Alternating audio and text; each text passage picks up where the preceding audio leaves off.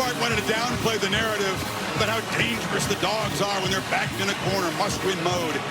He said it's about fundamentals and execution. You believe him? I mean, there's a lot of energy. There's a lot of energy. And the Vols now make their way out onto this field. It's a confident bunch. They're the highest-ranked team in this league. Trying to keep pace with the Aggies and the Longhorns, but trying to get over the Georgia hurdle, because in the battle of Smokey versus Uga, Uga's got all the bones in his bowl. Last 7 of them. Yep. And they've been pretty emphatic. Average margin 26 points in those wins. Get a hold of that. Again, haven't lost at home. The last win in the series by Tennessee was here. It took a Hail Mary to do it. And there's the graphic you're talking about. This is the CFP. Tennessee wins virtually a lock. It's a toss-up if they lose. Georgia, good shape if they win. It's going to be a tough road to the playoff if they can't protect home turf tonight. It's the All-State playoff predictor. Well, let's hear from Kirby Smart with Holly. Georgia's going to get the football first. Well, Coach, it's been 37 days since your team experienced this home atmosphere. There's a lot on the line. How do you play with urgency but not press? Just enjoy the moment. These guys work their butts off for this. What a great atmosphere for the SEC and college football. This is special. Thank you, Coach. Thank you. Let's check in with Laura with Josh Heupel. All right, Coach, Nico Iamaleava medically cleared. You watched him practice all week. How can you help him succeed tonight? Man, we expect him to play really well. He's ready to roll. Great atmosphere, great challenge.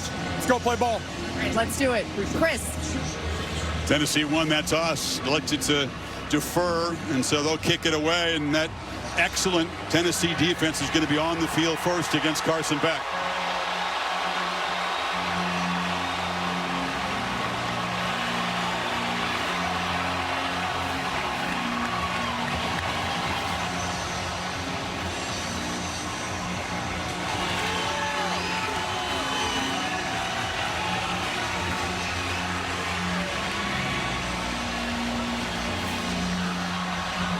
Sit back and enjoy this one. Special atmosphere, a lot on the line. Josh Turbeville, right there in Knoxville, will send it away.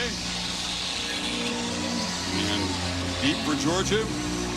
Cash Jones, part of that running back rotation tonight that Holly talked about.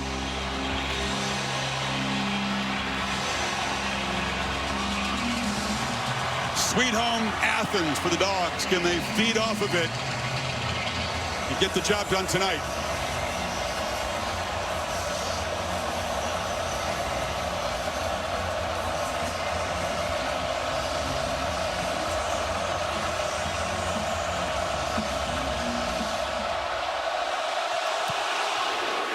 Short kick returnable, and Jones will take it at the 7. And he'll be muscled out of bounds at about the 23. So here comes Carson Beck in a Georgia offense. It's going to be shorthanded at running back. It has already been a pretty pass-heavy offense tonight. But how do you slow down the pass rush of the Volunteers if you can't run it a little bit, minus Etienne? Yeah, that's a big key tonight. Without Etienne, the offensive line did not play well last week. Their worst game of the year. They've got to come back now against another great defense. But you're right. They cannot be one-dimensional. They know that. Mike Bobo, the offensive coordinator, is saying, we've got to be able to run the football. We've got to be patient. Without Etienne, it's Nate Frazier leading the committee. See how he does. Freshman from California to the right of Beck.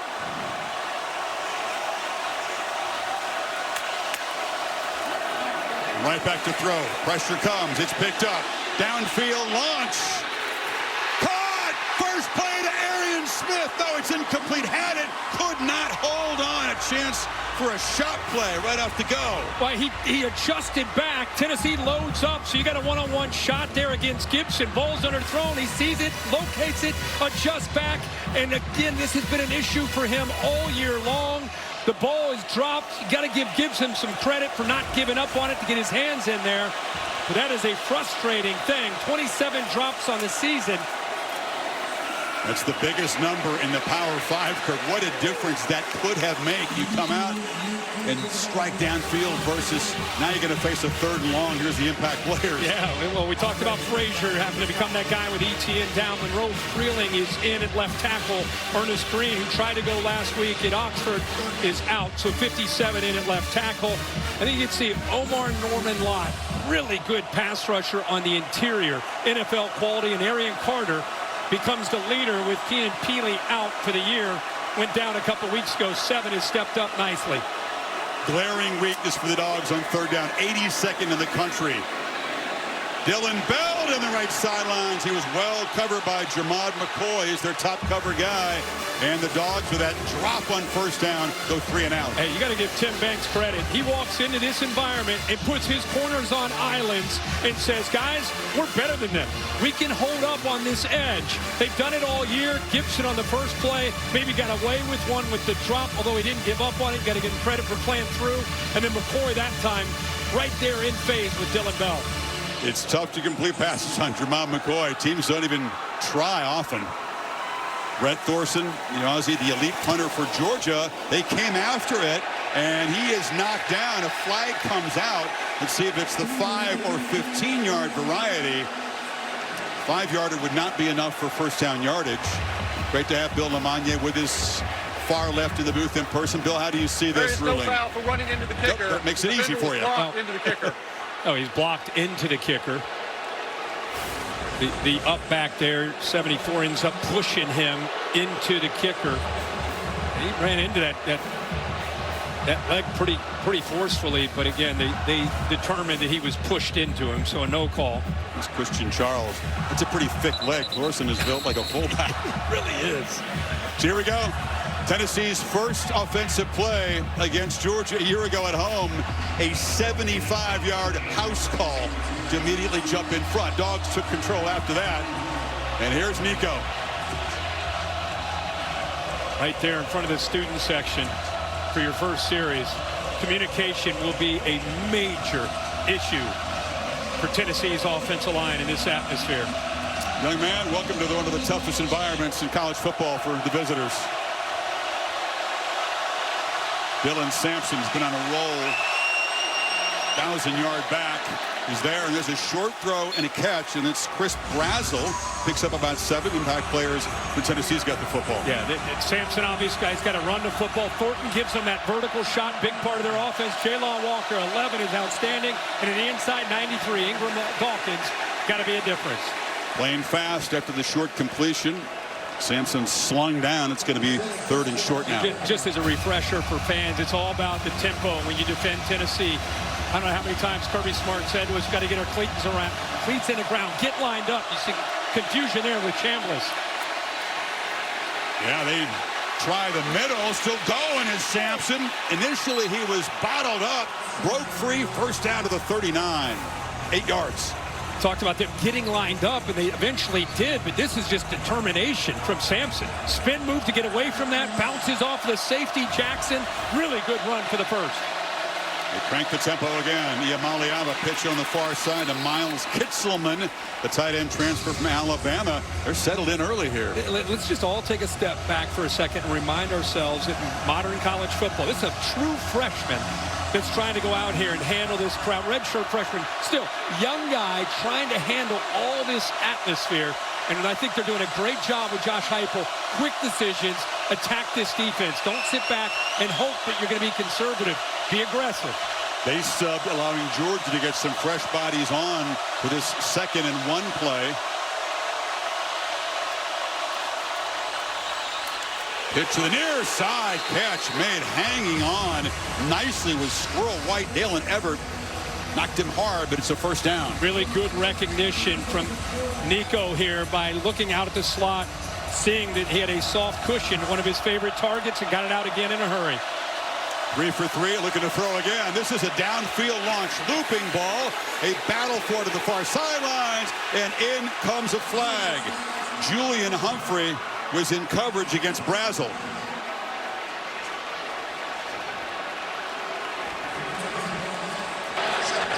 Pass interference on the defense. Number 12.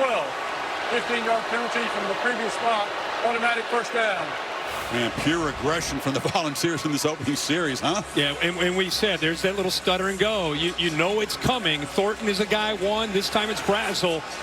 And Georgia knows they got to win those one-on-one matchups. Tennessee knows they've got to win those one-on-one matchups. And they didn't get the big play, but instead they get the PI and pick up big yards. Bill Lamagna, an emphatic agreement with the officials on that call. So the Volunteers set up at the Georgia 31. They take Humphrey out of the game after the PI.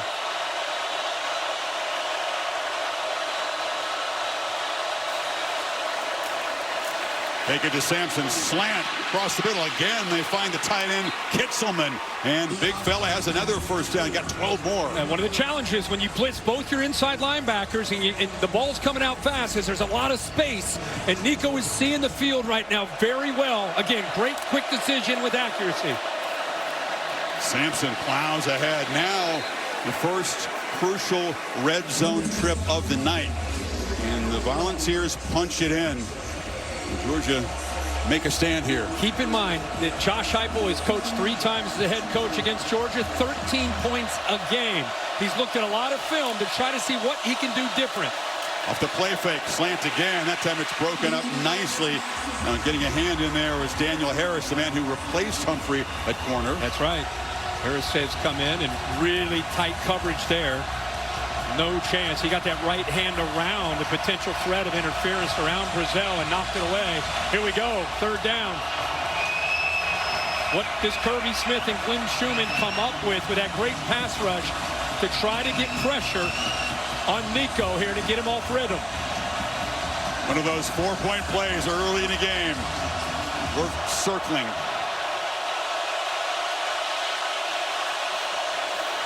From the pocket, Iamaleava will take off now, sprint forward, and the long-legged quarterback has a 1st and goal. Quick burst up the middle. What I love about that, Chris, is he gets to the pocket, gets back, and immediately gets out. He saw it open up. The linebackers playing zone split. He thought he could race them to the first down, and he gets it. Now looking to throw it in the end zone, batted down. So it wasn't about everybody covered. He just saw he did. in front of him. Yeah, he just felt that. Those linebackers split.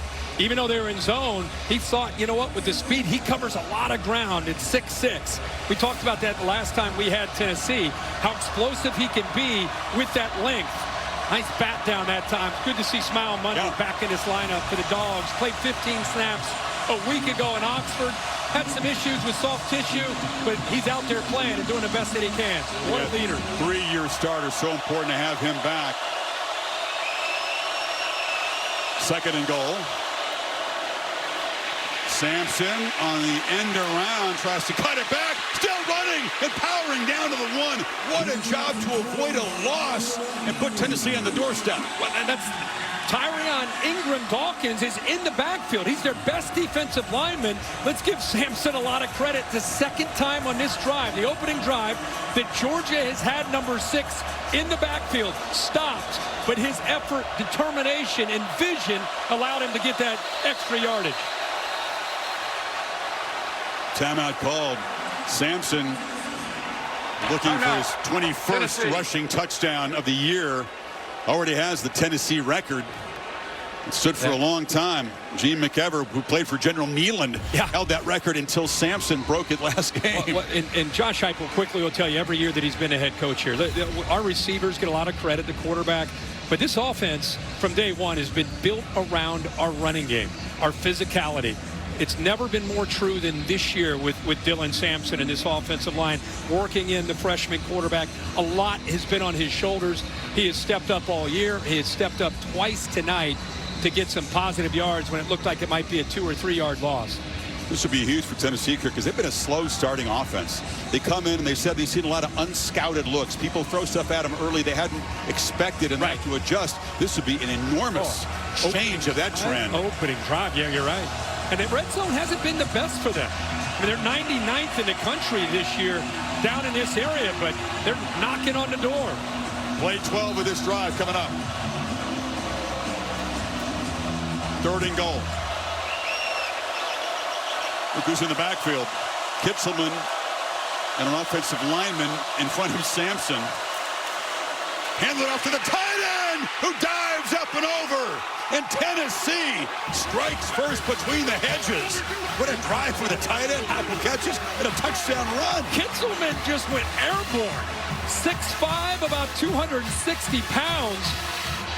And, you know, everybody thinks that 6 is going to get the ball. And instead, they go to the inside that. Like, you think, okay, they're going to get behind 51. Instead, they hand it off there to the big tight end, the transfer from Alabama, with a quick handoff. That hits fast when you're right there handing it to essentially the fullback, and he elevates to go in for that touchdown. Max Gilbert for the point. That's his first career carry. This guy from Kansas went to Alabama, backed up for a couple of years, but a really good addition to this Tennessee offense. Right down the field, the Volunteers 7-zip early. Dogs first possession coming up.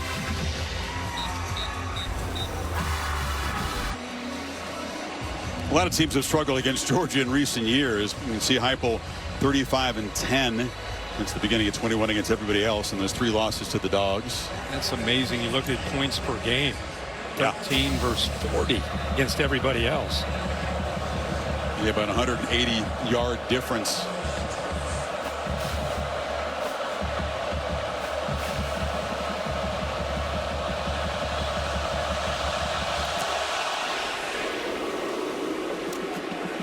All right, let's see what Carson Beck and Georgia can do here. You know, an area this year, you can go back to the game in Tuscaloosa, even game last week in Oxford, a game against Florida and Jacksonville. There have been moments where this offense, when they've gotten behind, they felt like they had to press. They had to make a play. It's a very important so early in this game. And we're just getting started.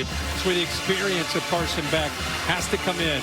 The play calling of Mike Bobo. Everybody just settle down, get back to executing and getting first downs. They're familiar with this, Kirk. They've now trailed 14 of the last 17 SEC games. That's incredible considering they've won 13 of the last 16.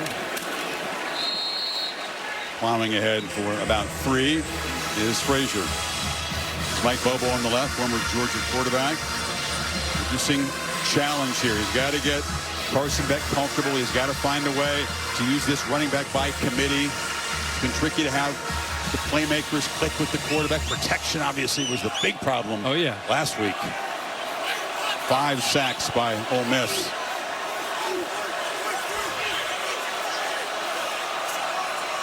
Trying to spread Tennessee out here. Quick throw to the edge. Bats Dylan Bell, who dives forward for a few. Jeremiah Thielander got him down. It's going to be 3rd and 4. This group, it wasn't fancy stuff. They just got whipped man versus man by the Rebels. All conventional rushes that led to those sacks. Yeah, you're rushing 4. You're playing zone behind it. You're still getting home for those 5 sacks. So it's been a big emphasis this week. We mentioned that Elliott Green is out, 71, and Freeling comes in. They're going to be tested here again on this 3rd down by this front. They got 5 guys up, trying to create one-on-ones.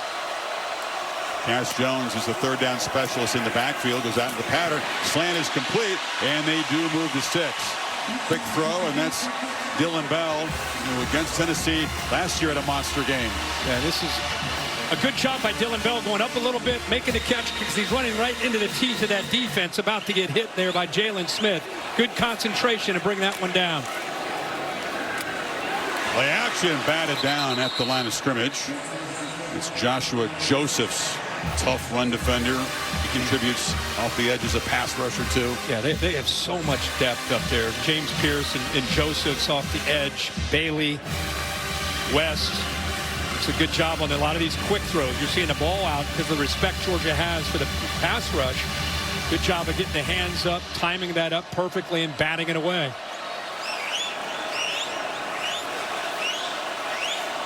Two tight ends shifting around to the right. And Beck looking that direction. A long throw over the head of his intended receiver there. That's Nitro Tuggle, one of the freshmen trying to work in. They're looking for guys who can make plays downfield. Yeah, Tim Banks has decided to put a lot of 5-man fronts, leave these corners on islands, and until Georgia makes them pay for it, I think that's what you're going to see. These are highly contested catches downfield, and you can see the frustration there from Carson Beck. Still feels like there's Tim Banks, the defensive coordinator, still feels like trying to get the trust with some of these receivers when it comes to the routes and where he expects them to be. Tuggle really seldom used. So, and just drop. Another drop. We talked about that more than any power conference team. That was Dominic Lovett. He's a really reliable guy.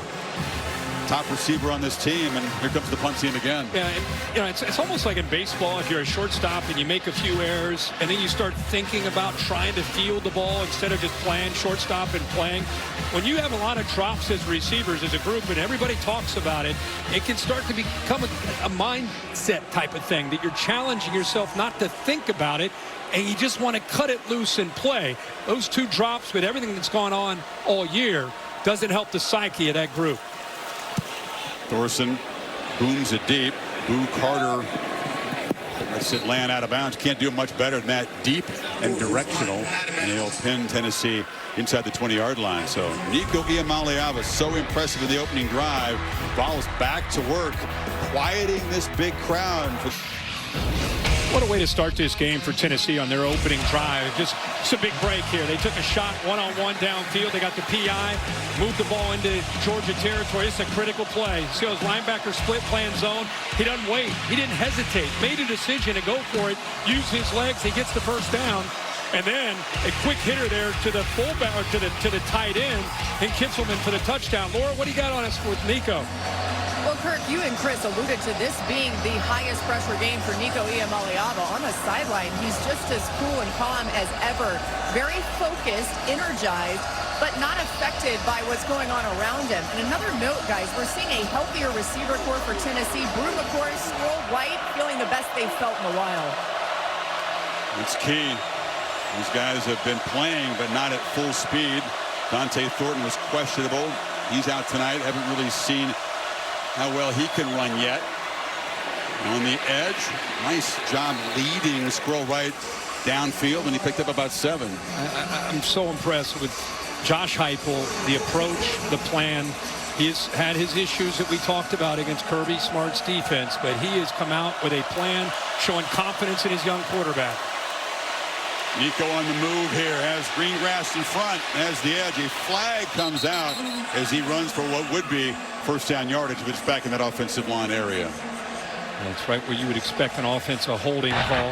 Holding for offense, number 66. 10-yard penalty from the previous replay. We have Dane Davis, who rotates in there at tackle. One of the, Georgia, whether they can get pressure and get to Nico and bring him down, or impact the offensive line and get leverage where those offensive linemen, Nico, once he pulled out, that's what actually causes the holding there on Christian Miller. So they're going to get behind the sticks now. Penley makes it 2nd and 12. Spotted back at about the 16.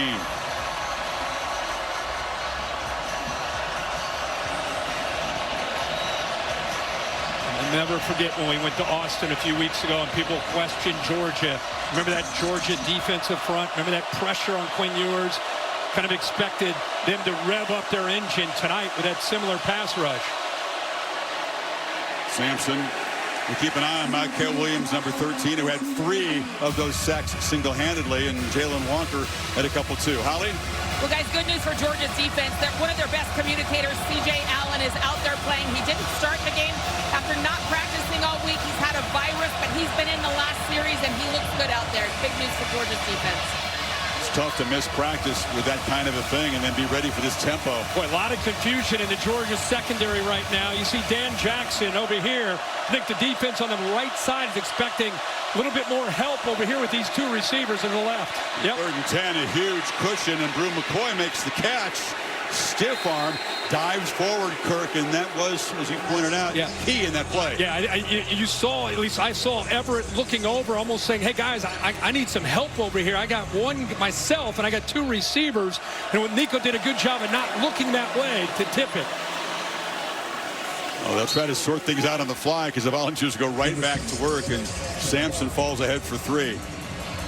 Yeah, well, he showed some tremendous maturity and poise. Instead of being like, snap it, they're not in position. He cool played it. Looking to his right, no big deal. And then as soon as he gets the snap, boom, picks up the first. Gonna throw again, pump fake. Cross the middle, it was off the hands. It was a fastball, and Sampson couldn't handle it. 3rd and 7 now. They've had some success in this game. 3rd and 8, they picked up a first down. pretty close to Allen getting his finger on that. I don't know if that distracted Sampson. They had a 3rd and 8 for a first down. At 3rd and 10, we just saw a first down. Let's see what happens here on 3rd and 7. They're 4 of 4 so far tonight.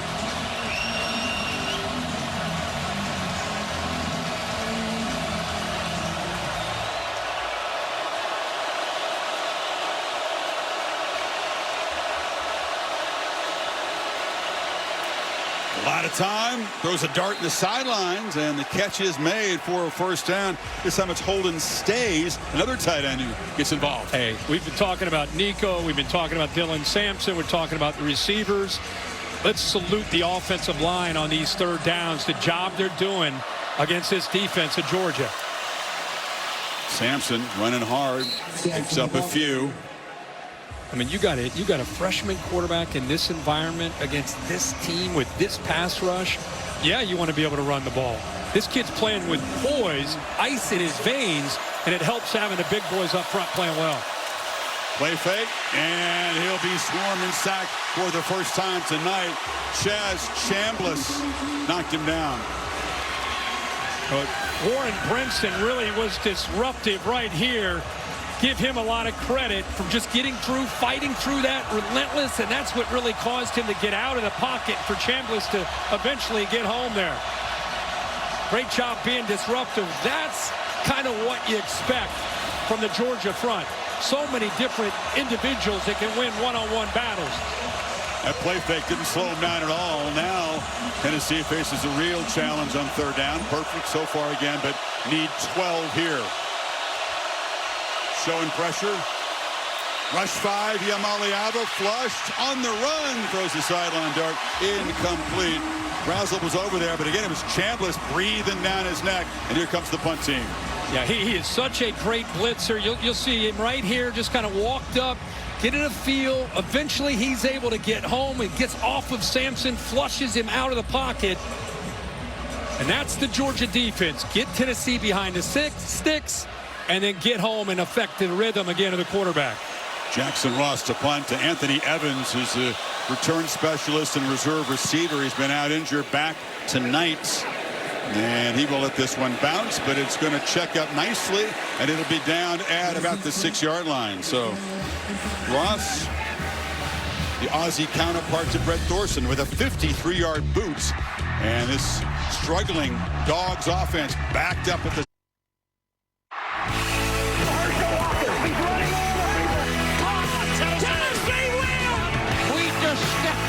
face with a hobnail boot and broke their nose. It's not the oldest rivalry by a long shot in this conference, but it's memorable. Some moments over the years, pretty even overall, but certainly dominated by the Dogs. Those 7 straight wins. But Tennessee on top, and Georgia pinned back. 16 total yards in their first 2 possessions. Play fake on first down, and they slip it out to Jurasik, the tight end. Flags come in at the tackle. He picked up about 8. And they're going to get a hold on the tight end. Lucky bring this play back. Positive yards to get away from that, their own shadow of their goal line. It's a nice design play, putting pressure on the outside linebacker defensive end. Number 7. Penalty is half the distance to the goal. Replay, first down.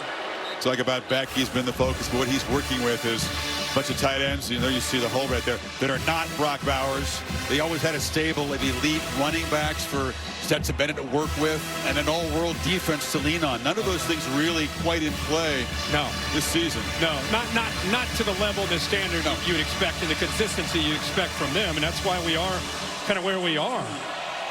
Well, the defense is plenty good, but it's just not what it was in 21-22. Right. One of the better defenses in the history of the sport. It's Frazier ahead for a short gain.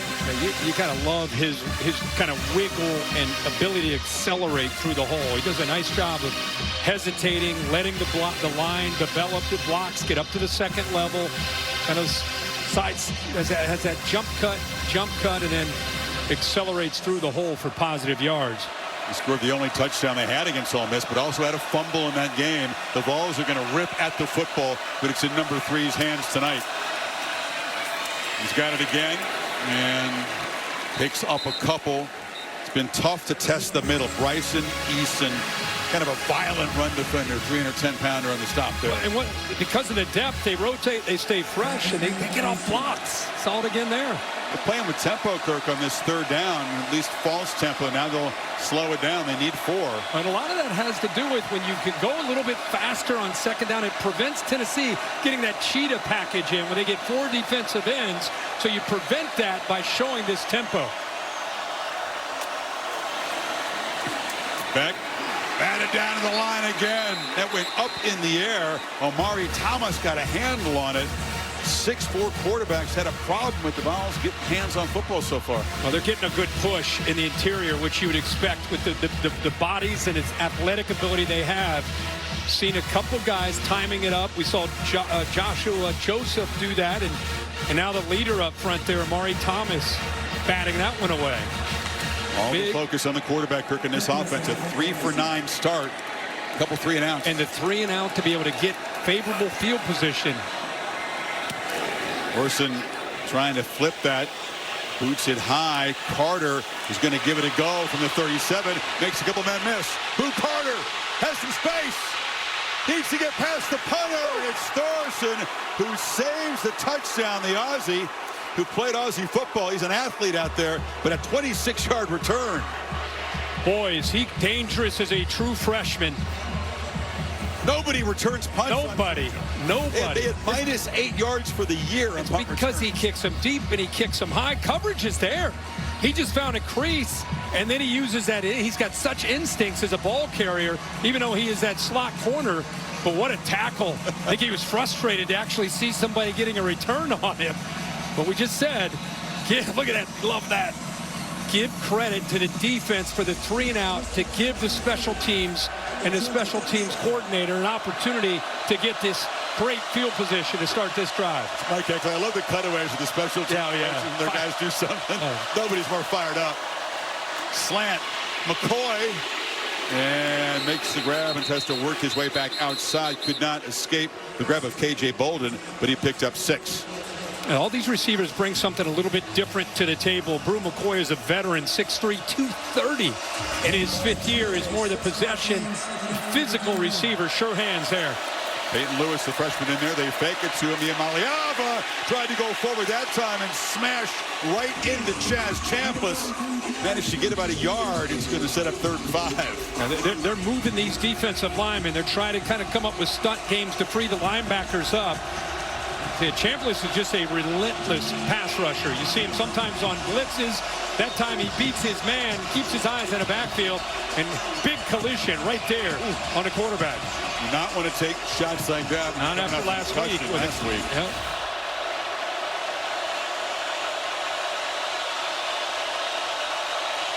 Noisy on 3rd and 5. Here they come. And they run right into the blitz. And smacked backwards. That's Peyton Lewis. He took the handoff and ran right into big Warren Brinson. This is a tough assignment for Spraggins. Right here, you'll see pressure in the interior. They bring both the linebacker, Brinson. He had 2 guys over top of him. He went up to the 2nd level, made it really easy for Brinson. Good call there by Glenn Schumann, overloading that right side. Max Gilbert, an up-and-down season. Big game against Mississippi State last time out. He was 4 for 4. Before that, he had missed 6 of 7. This is 1 yard longer than his career long from 52. Drives it, kicks it well, and knocks it through. So much for the slump for the Volunteers kicker. A career long. There he is. Another cutaway effect. Special teams were huge in that drive. Punt return to the long field goal. Hey, when you're going to go on the road and you're going to try to have a big win in Athens, you got to play great defense, you got to be efficient on offense, and you got to win special teams. And they've done that so far in this 1st quarter. Yeah, it's nice when your kicker's out of a slump because it was a concern. You missed against Kentucky. That was a very tight game, made tighter by his misses. Responded from 4 for 4 a week ago and new career long there. And it's a double-digit lead for Heupel's team. Final minute of this 1st quarter. That's been all Big Orange. Can't get over the shots that we showed. we show Nico on the sideline. What strikes you about it? Just his poise. I mean, again, how many times has he been in this kind of atmosphere? He's dreamed about these opportunities. We saw him in Fayetteville. He didn't, he had that look, but the game got away from him. This is all about Josh Heupel, the preparation. The game could change, but I'm saying this first quarter, Heupel and Nico on the same page, seeing the same things, and allowing him to be efficient and making good decisions. Again, reversing the trend of slow starts. Tuesday night, again, the exclusive reveal of the third edition of the CFP Top 25 rankings. Reese in the group will break it down. Tennessee, only SEC team ranked in the top 8. Big Ten dominating things at the top, but of course, a lot can change and will change. 80th in the FBS in first quarter scoring. Again, Beck and the Dogs are going to have to rally from behind to keep their hopes alive for postseason glory. On the move, scanning, and flips it across the middle, broken up nicely. Dylan Bell was there, but Jalen McMurray, the Temple transfer, got a hand in. What a play. You want to talk about a hustle play here? I mean, McMurray comes all the way from the backside. He's got to stay right there, and that's a foot race. Watch him at the last moment catch up and get the right hand and knock that away. At 6 of 10 attempts by Beck, he's targeting 86, Dylan Bell. And only 2 catches for 12 yards. Second down carry for Frazier, gets just a couple, and it's going to set up 3rd and long. Again, defensive line winning the battle up front. If you like watching, again, different things besides the quarterback, Omar Norman Lott in the middle 55 is so active. Should be a free play for Beck. The ball's jumped outside, down in the middle, and the catch is made.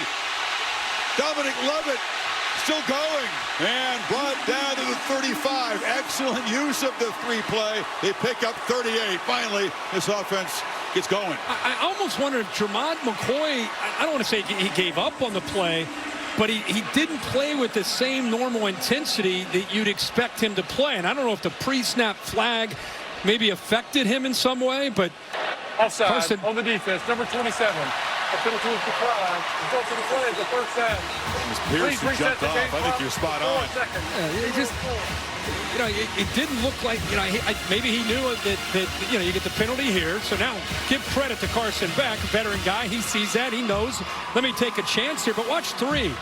Just kind of throws the left shoulder into that instead of seeing the football and trying to knock it away. And Lovett, who's had some drop issues, makes a really tough catch, holds on to it, and that's what he can do after the catch, pick up big yards. Boy, a really solid DB. That's an uncharacteristic play. End of the first quarter. Finally, the Dogs at home show some life, but it's 10-0 Tennessee. Back after this message and a word from your local ABC station. You're watching the SEC on ABC.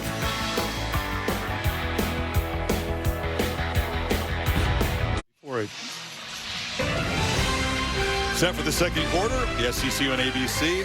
Saturday Night Football presented by Capital One. All volunteers, incredibly poised. Great execution start for this team. Georgia now with that big completion to Lovett, threatening here. First down at the Tennessee 35. Back. Looking over the middle, threw it into traffic, and the ball is ripped out of the hands of Lawson Lucky. Ricky Gibson broke it up. Was that a great play by Ricky Gibson, who looked like he may go downfield with 16 right here. Humphreys, watch him come off of Humphreys at the last minute and then make the play on that football. That's big time. Great job. Eyes turned, reading the quarterback and seeing the ball. Empty backfield, second down. Beck has to escape pressure and is still going. Carson Beck goes headlong for a first down at the 21. Ran right into Andre Turrentine. Picked up 14. Quarterback making a commitment. Yeah, this guy is a great athlete. He has this in him. Look at the man-to-man coverage. We talked about Nico recognizing an opportunity to go. I thought he might go down there, but he keeps his leg drive, and then at the end delivers a blow there at the end against Turrentine. He's got 25 pounds on the safety. Excellent strength. Great athlete. Played big baseball player growing up. Dillon Bell is in the backfield. We thought we'd see some of this from the receiver. Very versatile guy. Takes the handoff. Running left. He threw a touchdown pass against the Vols a year ago and then caught their second touchdown. Holly? Look, as you see, Carson Beck sacrificed his body in that play, deliver a hit at the end. He stood up in front of the team on Monday and said the playoffs start today. He wanted his guys tuned in, dialed in, but for him to give up his body like that and set an example out here, that was big right there from Carson Beck. And Holly, as you know, it's so well said. When a quarterback makes a play like that, an effort play, boy, that can ignite the entire unit. Out of character for him, he admits it, but the roll called for it. Down the middle, touchdown, caught by Oscar Delp, and the Dogs strike back.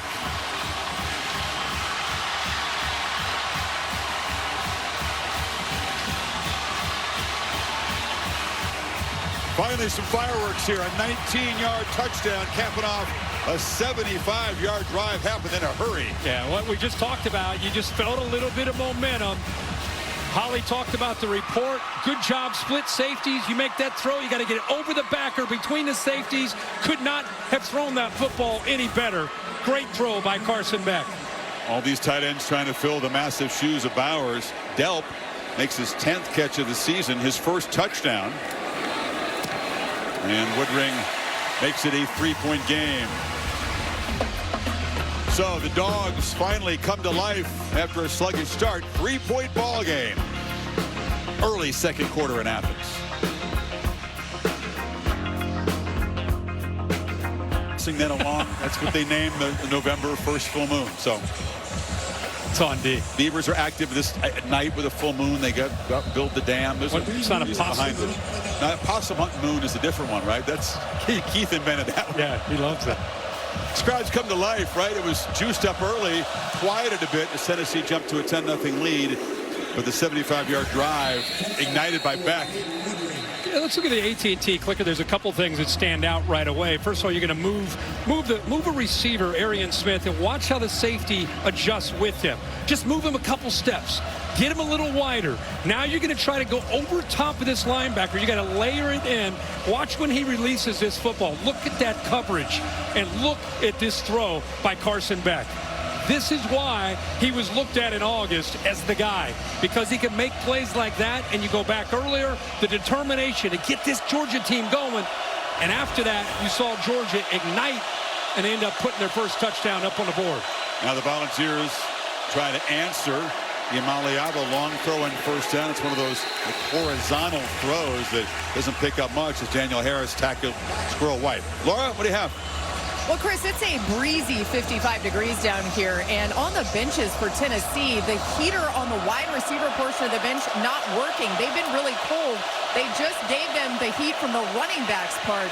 Come on, wait a minute. Laura, 55 degrees? Come on. I'm telling you, it's chilly, but these receivers have been asking for heat, and then now the running backs are going to come back after this drive and say, where's our heat?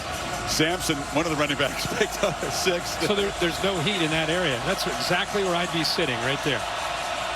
I mean, what do you think? 55 degrees? Let's heat get in some heaters 55. going. That's making the folks up north snicker, I'm just telling you. You need 2 here to kind of stop this Dogs' momentum, quiet these folks down. They slow it down for this down play. That's how big of a third down it is.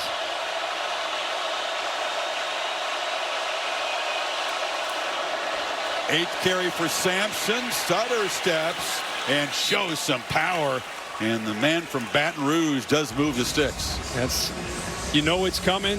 Big tight ends back there in the backfield with Sampson. This is why Tennessee's been so good this year running the football. They can rely on it. 235 a game on the ground as a team. You can see the year that Sampson's had. That was a great double team in the middle. Cooper Mays, the veteran center, great initial block and then helped out getting up to the linebacker to give Sampson some room. 20 touchdowns for the first 8 games, the most in history for SEC running backs. Derrick Henry has the conference record. Sampson still 8 away from that. And physical run again on first down. Picks up a nice chunk of about 6 or 7. Yeah, and that's been something all year. You know, first down this season for Sampson. 100 carries coming in, 581 yards, 11 touchdowns. All on first downs, averaging almost 6 yards a carry. And that helps in so many areas besides sounding good. Keeps you on schedule, keeps you ahead of the sticks. Heads up, Dante Thornton's in the game. The speedster has been out, and he's targeted immediately, and he dropped it. A little rusty. They were hoping he could contribute. He's caught 4 really deep shots this year, but could not hold on to that one. Yeah, there's nobody there. He's wide open. Just worried more about the sideline and getting his feet down than actually making the catch. Looked a little awkward there, uncomfortable there because of the ball and the speed of his getting closer and closer to that sideline.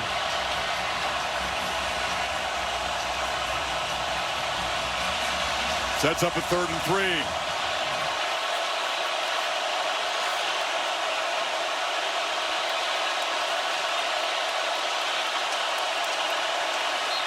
Yeah, I was just going to say, it's a long time for an offensive line to stand in there on 3rd down, and the Dogs are moving around, showing pressure, and they did flinch. Yeah.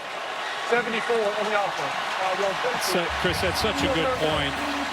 And that's why they've been going fast so much. It allows the line to play in a little bit more rhythm, and they're sitting in this stance. The crowd's loud. They sense the play clock's running down. The ball was snapped, just about 1 second left, and Campbell just trying to jump out there. It's tough to live out. You imagine being out on the edge in this atmosphere as an offensive tackle against that defense with those pass rushers. I can't imagine being out there in any position. I wouldn't want to play tackle. I agree with you. No. Georgia stunning and moving around, trying to create confusion with the communication of Mays in that line. Nico from the pocket delivers a throw on the sidelines, and it's incomplete. Kirby Smart all pumped up. Defense gets a stop there. Couple of catchable balls in that series. The balls couldn't haul in. Yeah, they rolled the dice here. Glenn Schumann dialed it up. 1, 2, 3, 4, 5, 6 guys are going to be able to come after them. The back, Sampson, does his job in pass pro. But there's the veteran, Malachi Starks. Just really never sees the football. Perfect. Got there just in time. Look at Kirby in the background, like you said. Right there to see that play by his safety. Most versatile defensive player, can really play any position back there. Ross rolls out, and a deep boot, and Evans makes the fair catch at the 16. So Georgia has momentum. Tennessee still has the 3-point lead. Tennessee Orange is about having a boyfriend who's a Tennessee guy, Morgan Wallen. Sonic right recap. There we go. Let's focus in on Carson Beck. A good throw when he was able to get Tennessee to jump. He had a free play. That's maybe the play that could have changed the complexion of this football game. Good job by Mike Bobo calling this to move the safety, giving him just enough room to be able to layer that throw into Oscar Delp for the touchdown to get Georgia back in this game, to get the stadium back into this game. And now Georgia has the ball once again. Yeah, you saw the emotion from Beck in that series from Delp. It's been frustrating for this Georgia offense, not just tonight, but their last game got nothing going against Ole Miss. So trying to release some of that frustration and keep the rhythm going here. That's the guy they featured, Nitro Tuggle. 1 catch in the season coming in, but he's playing a role tonight. He got 9 there. I think Kirby Smart, feels at this point in the season that some of these freshmen that have been in the shadows, they're ready to start to contribute, not just in the backfield, but with Tuggle out at receiver. Another one, Curse got the football, and that's Chauncey Bowens, a big physical 225-pound back out of Port St. Lucie, Florida, 4-star recruit. They flipped from Florida. That won't be his last carry tonight. He'll be involved. Yeah, he is. They said in practice the last 2 or 3 weeks, made a move, and with the injuries with Etienne and others, he gets his chance. 225, like you said, power back. Throw down the middle, catch made by Lawson Lucky. There was a flag down at the snap. I don't know if the balls jump off again. Outside, on the defense, 19. Penalty flag, go to the play. Second time they've done that. That's a 23-yard pickup. Yep. And the same throw. It happened to his right. So he easily sees it. Couple quick claps there. He knows he's got another free play, and he goes right back to that seam route where he hit Lovett earlier. So another quick throw there. The offensive line, by the way, against this Tennessee front, really holding their own. No sacks, no TFLs, no quarterback hits yet. Pop pass. Lost the football. It's kicked around a mad scramble. Who's got it? Volunteers recover at the 31. Eventually, Christian Harrison jumped on it, but it was kicked and booted around. And a mistake by Dylan Bell, the reliable Swiss Army knife. It's almost to the point where you feel bad for Dylan Bell. This may be an incompletion. This is a pass. I don't think he ever had control of the ball. This is where Bill can come in and help us. Great spot. Keep in mind, this is a pass. You think it's a run, but it's a pass. Bill, the question is, did he have possession? No, he never controlled the football. Incomplete. And it's a foot forward, so it's a forward pass. Replays buzzed now. They're going to review it. They'll change it back. It's one of the things coaches like about this kind of play. If you misfire like that, it's just an incomplete. Yeah, that's exactly right. Instead of just handing it there, just that little flip makes that a forward pass, and Dylan Bell's going to catch a break. He's kind of breathing heavy. He's one of the guys they really count on, this receiving core. You know, so depleted. They lost a couple guys, kicked off the team who should be playmakers on this team. Ra Thomas and Colby Young. The pass was incomplete.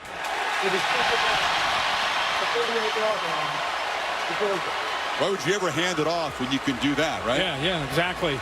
And, Chris, I think you're making a good point about Dylan Bell. He's such an interesting body type as a receiver.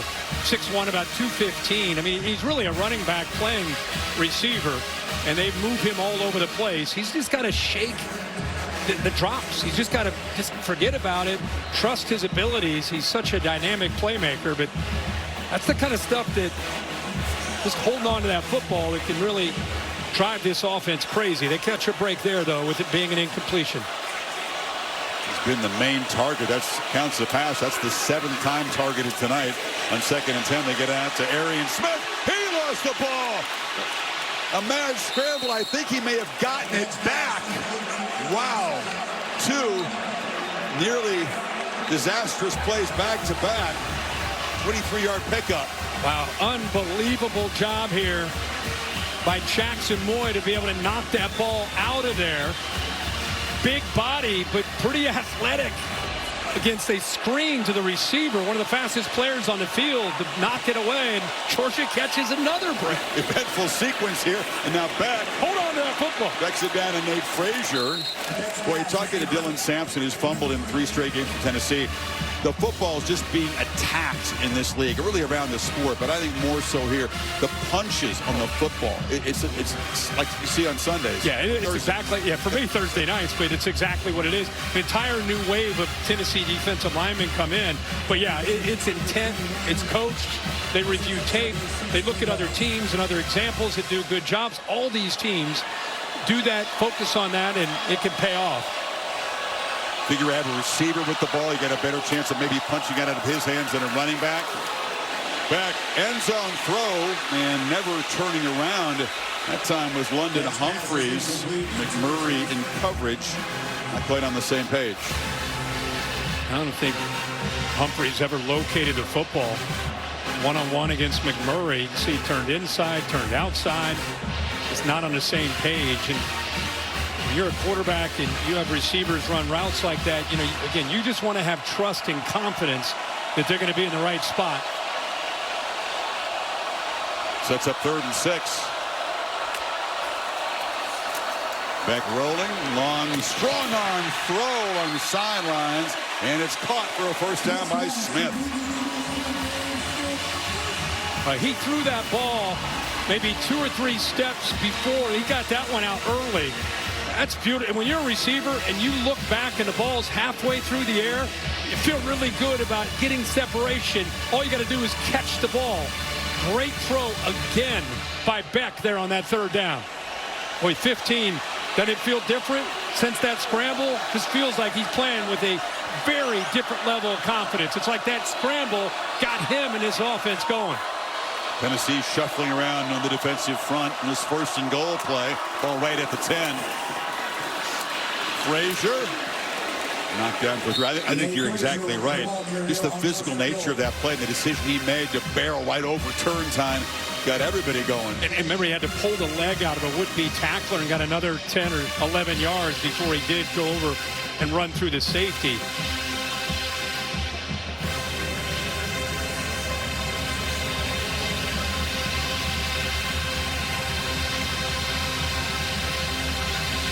There's a whole bunch of tight ends out there now. 3 in the game. Frazier is the back. 2nd and goal. Bell on the handoff around end, flag down. That time it was a conventional run. Knocked out at the 1 by Charles and McCoy. And check the marker.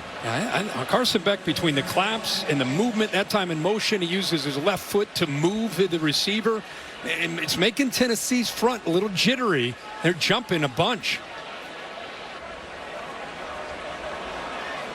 David Smith to sort this out as Bell is down on the field, being checked down now by the athletic training staff. They're spotting the ball at the 2. If this penalty doesn't back up Georgia. Long consultation. I'm talking to Kirby, so it looks like it's going to be his decision now to take it or not, and concern in the meantime for Bell. They're looking Offside at his on the ankle, defense, looks number like. 27. The penalty is half the distance to the goal. Replay, 2nd down.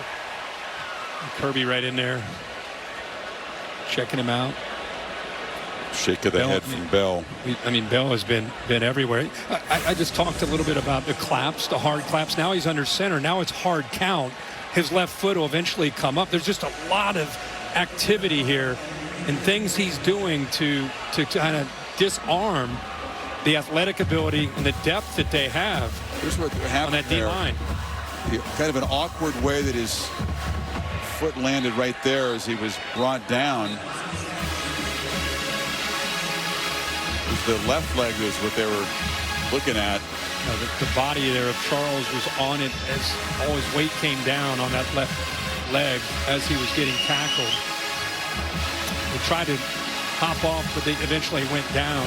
He's been targeted already 7 times here. Medical tent goes up for Bell. 2nd and goal. Back. Flip to the end zone. Caught. Touchdown. Oscar Delp's got 2 tonight. And the Dogs are in front.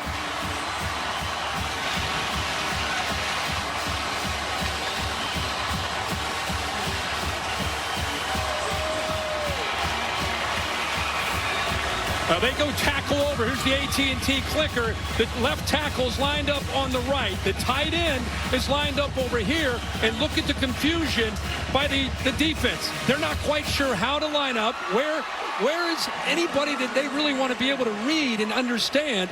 And because of that, look at the defense running to the right. They completely lose Delp with their eye discipline. Well designed there by Mike Bobo to open that up for the touchdown. Oscar Delp saying, wait a minute, I've waited all season for that. They're going to just leave me alone back here. Didn't have a touchdown coming in. He's now got 2 here in the first half. And Georgia from 10 zip down, up 14-10, 6th of the year contest. Download the Taco Bell app to learn more. That's serious commitment there. With the they were there at game day this morning. Were they? Yeah, they're committed all day, all night. So Georgia striking back against the Tennessee team that gave up 3 first half touchdowns all season coming in. To Kevin Negandhi for an update. Chris, good evening. Now let's go to our Dr. Pepper Fansville studio update. Boog, let's go to Madison, #1 Oregon, trailing Wisconsin. Braden Lockton, Will Pauling. Love to play, Kevin. For some reason, I'm ready to jump around right now. Oh, they're feeling it. Ducks only have 2 field goals. It's 10-6 Wisconsin. Chris Kirk, back to you. All right, the #1 team in the CFP rankings down by 4 at halftime in Madtown. We'll keep you posted on that one. That would shake up things.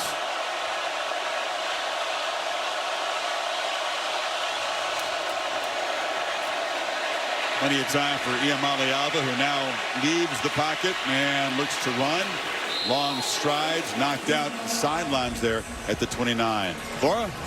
All right, Chris, the breaking news you've been waiting for. The bench warmers now work on the Tennessee sideline. So thank warm and goodness. toasty over here. Shout out to Tennessee operations for making that happen. Thank goodness they call off the frostbite alert on a 55-degree night. Lewis breaks free, and Peyton Lewis falls forward, giving Dylan Sampson a breather on this series. Picks up 9. Great blocking angles. Georgia trying to confuse Tennessee that time, and they slanted to the offense's left. Actually put themselves in great position for Mays and Spraggins to make nice blocks there to spring that. Yamala the middle, and the catch is made in Georgia territory by Squirrel White. Wow. Hurt versus the Razorbacks, and boy, he's been limited since then. Looks like a fresher, healthier guy tonight. Yeah, I don't know what was more impressive there. And I don't know, there's some talk on the field about maybe that ball, as he turned it, did it hit the surface? They're bringing the ball back as he turned his body kind of towards the ground. Josh Heupel says, wait a second, what? Yeah, this would be a really good look at it, because he twists his body towards us. See if he loses possession of the football. Oh, great call by the official. Do they call that surviving the ground, Bill LeMonnier? Surviving the ground, which he didn't do. So that is an incomplete pass. If I could add one thing, if we were the officials in the Big Ten tonight, we'd be wearing short sleeves. Atta babe. Atta way. It's a big catch by the officials there in the replay booth, David Allman. So it's now 2nd and 10. Back to the 38.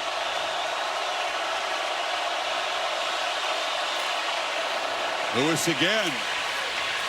He's still going. Peyton Lewis making the most of his opportunities tonight into Dogs territory. C.J. Allen couldn't get him down. Yeah, the left side really did a nice job of collapsing the Dogs' defensive front and allowed that right tackle, Dane Davis, the big fella, leading his way around that left side. You fake it to him, pressure comes immediately, and down goes Iamaleava as Smile Munden got home on the blitz. Well, they brought both their middle linebackers, C.J. Allen and London. They're the most complete linebackers they have.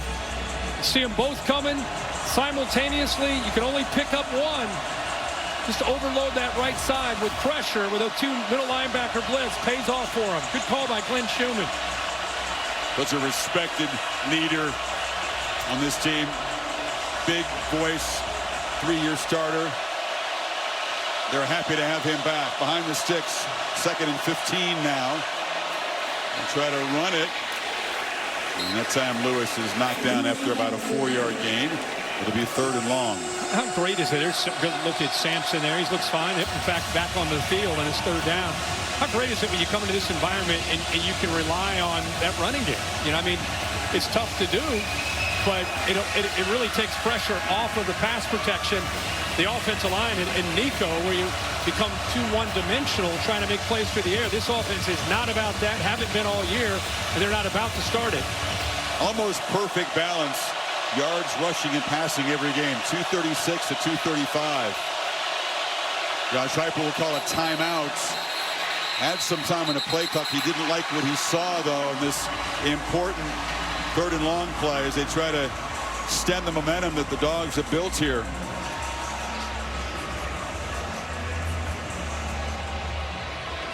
So Tennessee comes in, Kirk, and they handle the environment early with great poise. Had control of things after the first quarter, but Georgia in this desperate situation woke up. Yeah, and I think we were talking there, you know, even at the break, what was the moment, what was the play? And of course, I think Carson Beck helped ignite the offense with some things, but I think it's just getting the crowd back into the game, getting the energy back into this stadium, and the belief that this can be a special night. And now Tennessee, they are wired and built to respond. You know, it's tough when you get behind the sticks. They got another 3rd down and long. But it just has that feeling this thing's going to go 4 quarters tonight, doesn't it? Hope so. Yeah. We're only due for a close game in this series. Yeah. In the last 7, all won by Georgia. Average margin 26. All of them double digits. Beck, after that 4 for 12 start, 7 for 9 and 2 touchdowns since then.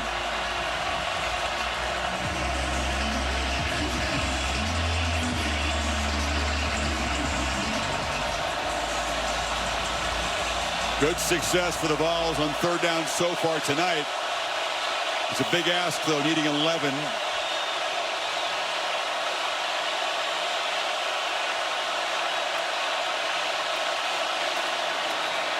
Five-man rush, ball out quickly, complete, but coming up short of the first down there is Squirrel White. Heupel figures to keep the offense out there in this 4th and short. And it's a long throw, but the arm strength gets it out there, and what an effort by White. And Heupel on the road, down, doesn't hesitate. Keeps the offense out there. Two of the most successful offenses in the country, with the two best in the SEC, on converting 4th down. Vols coming in 9 of 13. In their one loss against Arkansas, they were stopped in their 2 4th down tries.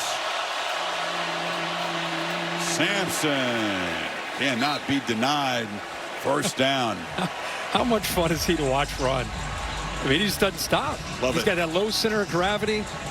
Gets behind an offensive line that he believes in. They bring in extra artillery by bringing more tight ends, couple tight ends. Been the feature back, leading rusher in 8 out of 9 games, every game except Kent State, which was an easy win.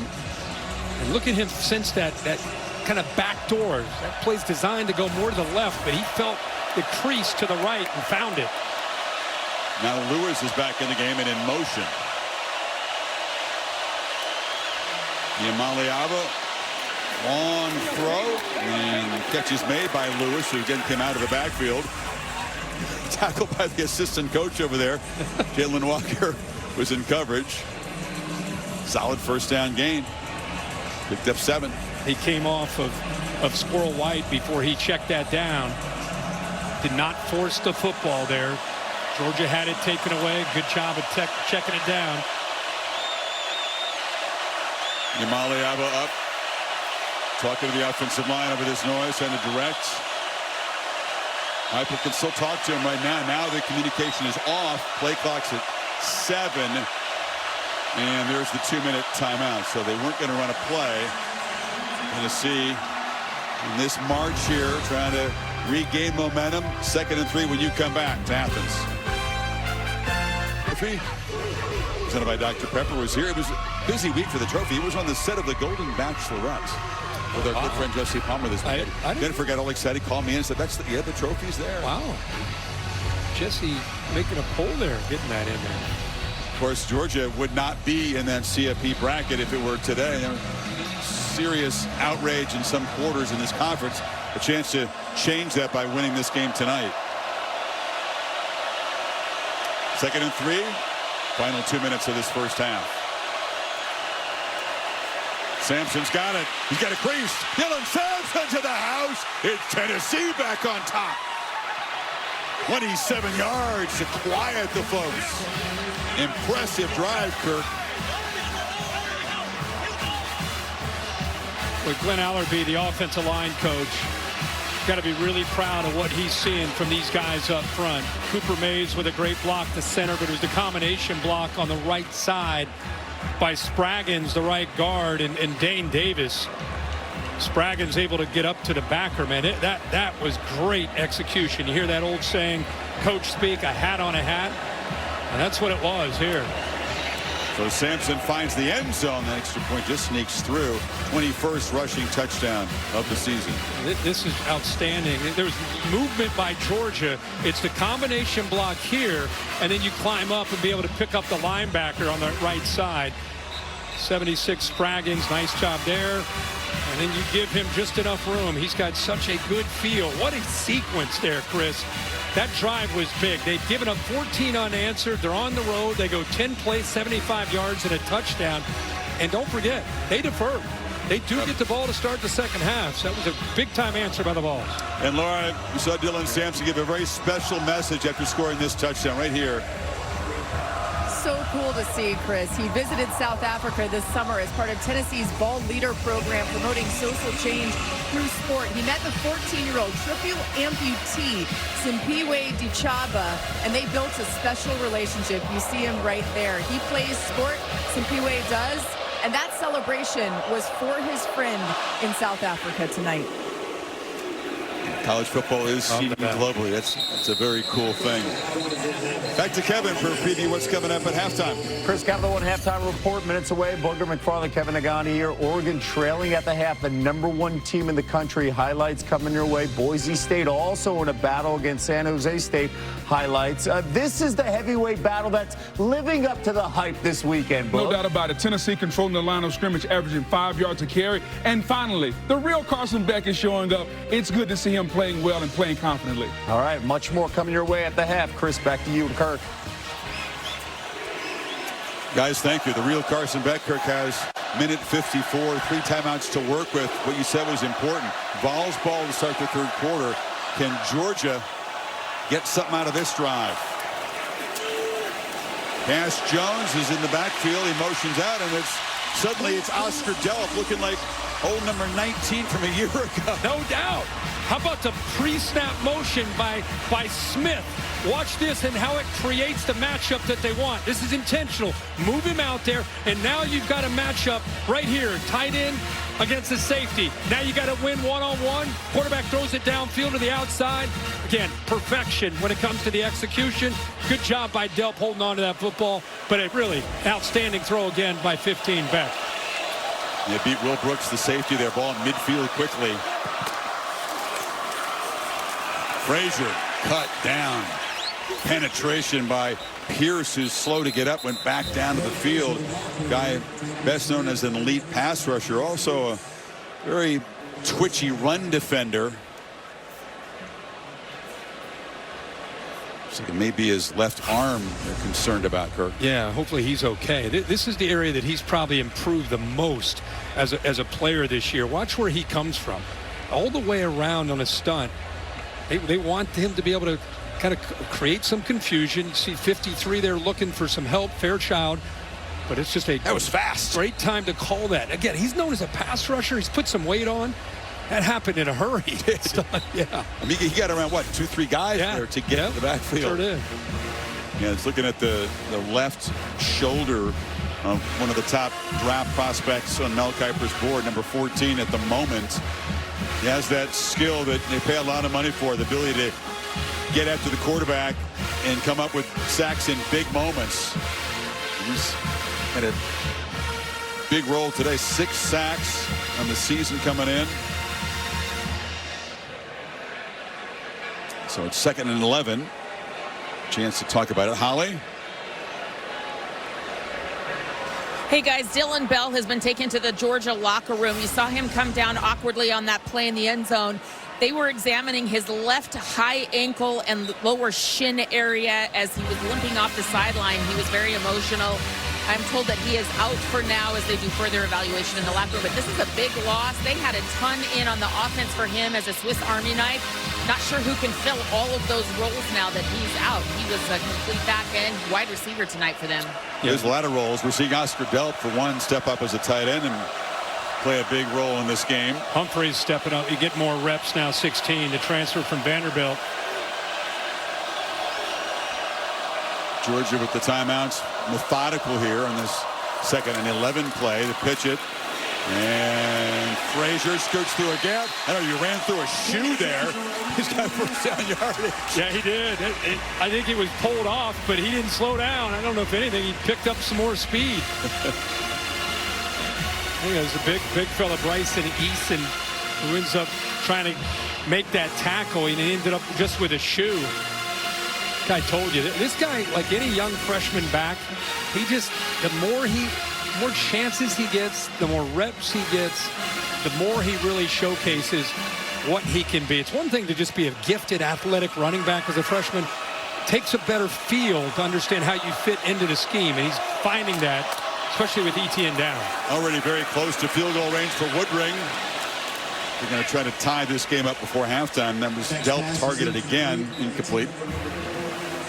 Looked like maybe there was somebody up front. Maybe Thomas maybe gets a hand on that. Murray Thomas, yeah, he did. Just the pinky, the right pinky. Ball kept a spiral, but it lost the velocity to make that. He's hit that seam route a bunch of times here in his first half, but game of inches in the pinky there. How about that? It's 3 or 4 deflected passes thrown by Beck tonight. Yeah.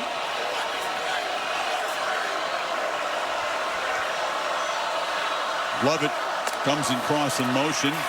And Beck took a peek that way. Now comes back the other way. And checks it down for a short gain to Delp one more time. This is an offensive line that gave up 5 sacks last week against Ole Miss and numerous hits. I mean, it was their worst game by far. And a lot of people talked all week about, all right, how's Georgia going to do? Green's down the left tackle. They're going to move Monroe Freeling over to left tackle where he played some last week against Ole Miss.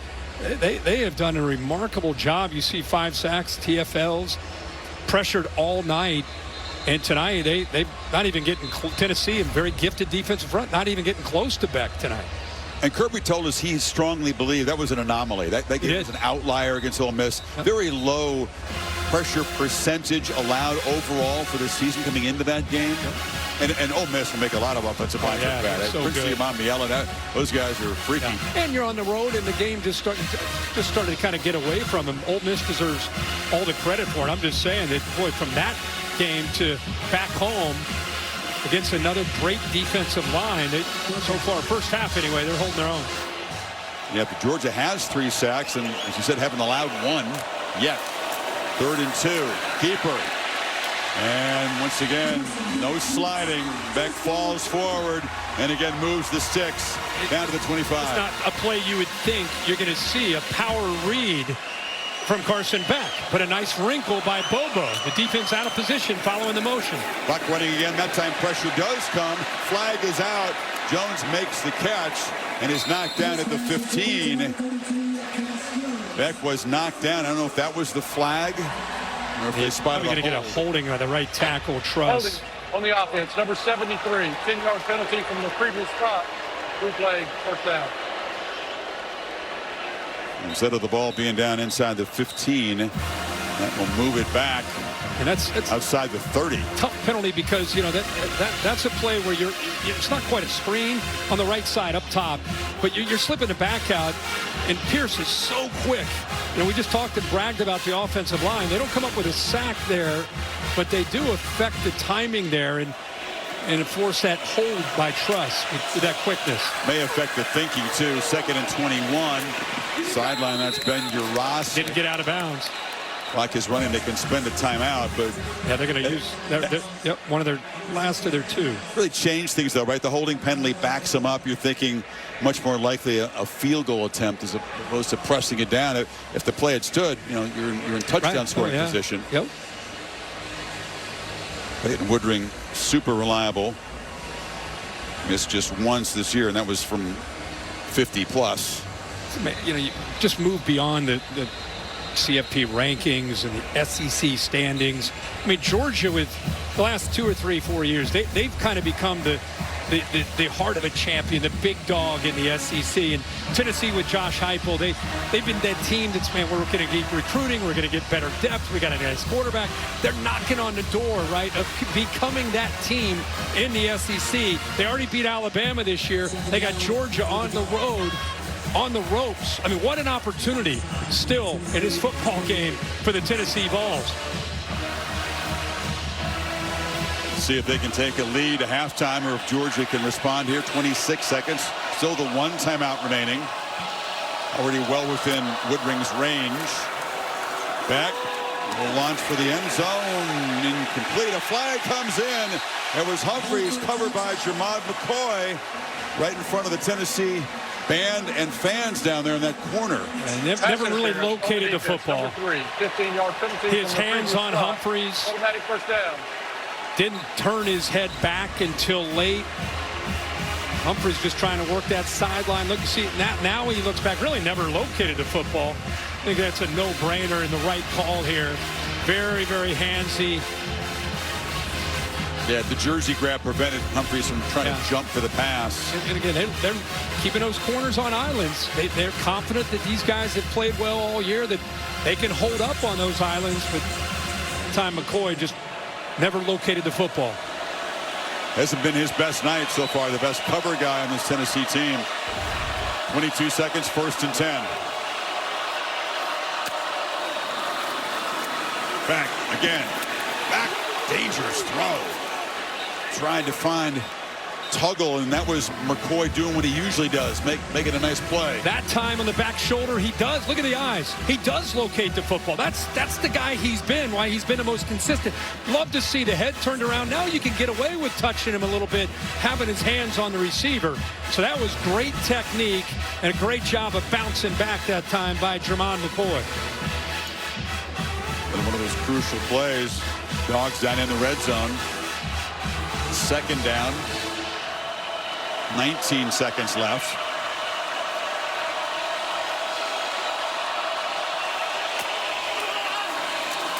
From the pocket, back, lofted to the end zone, juggled, incomplete. Dominic Lovett was drifting back, the ball just a little too far outside, or it would have been a touchdown. Third down now. That was a play that I think caused some confusion. Boy, oh boy, just unable to hold on to that. Tennessee was fooled. The motion before the snap by Lovett put a bunch formation to the left with 3 receivers. Little miscommunication on that out cut. Nobody took him. Just unable to capitalize on that chance. A tough official score, but that's the 4th drop for the Dogs tonight. 3rd and 10, 13 seconds left. Got to hurry there. And the play clock was winding down. And I don't think they snapped it in time, and I don't think they called a timeout. Nope. Delay game on the offense, number 15. 5-yard penalty from the previous spot. Still third down.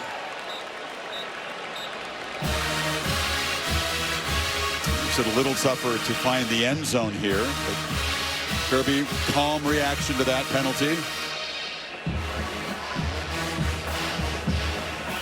They still have the timeout. You got the one timeout. Worst case scenario.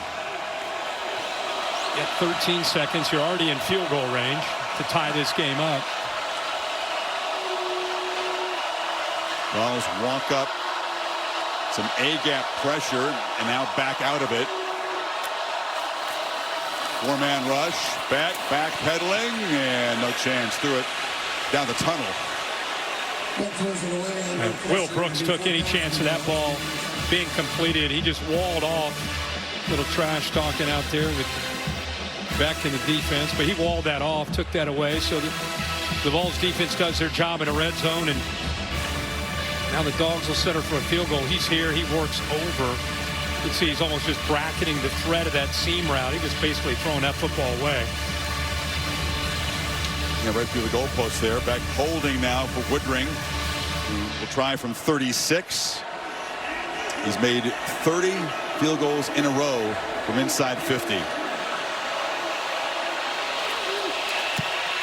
And no one else for James. Good. You hate to give a stat. The dude is automatic. Yeah. And does his job there. And Georgia, Kirk, took it 11 plays, 57 yards to get even at halftime. What a terrific first half. And it sets up well. We talked about what's at stake.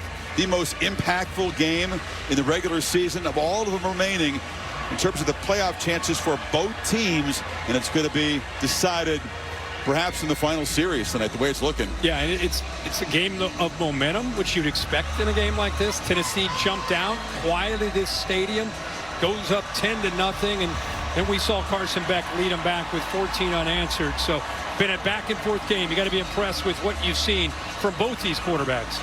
Another reminder, and this is what the computer comes up with, the winner of this game, an excellent chance, especially Tennessee, to get in the CFP.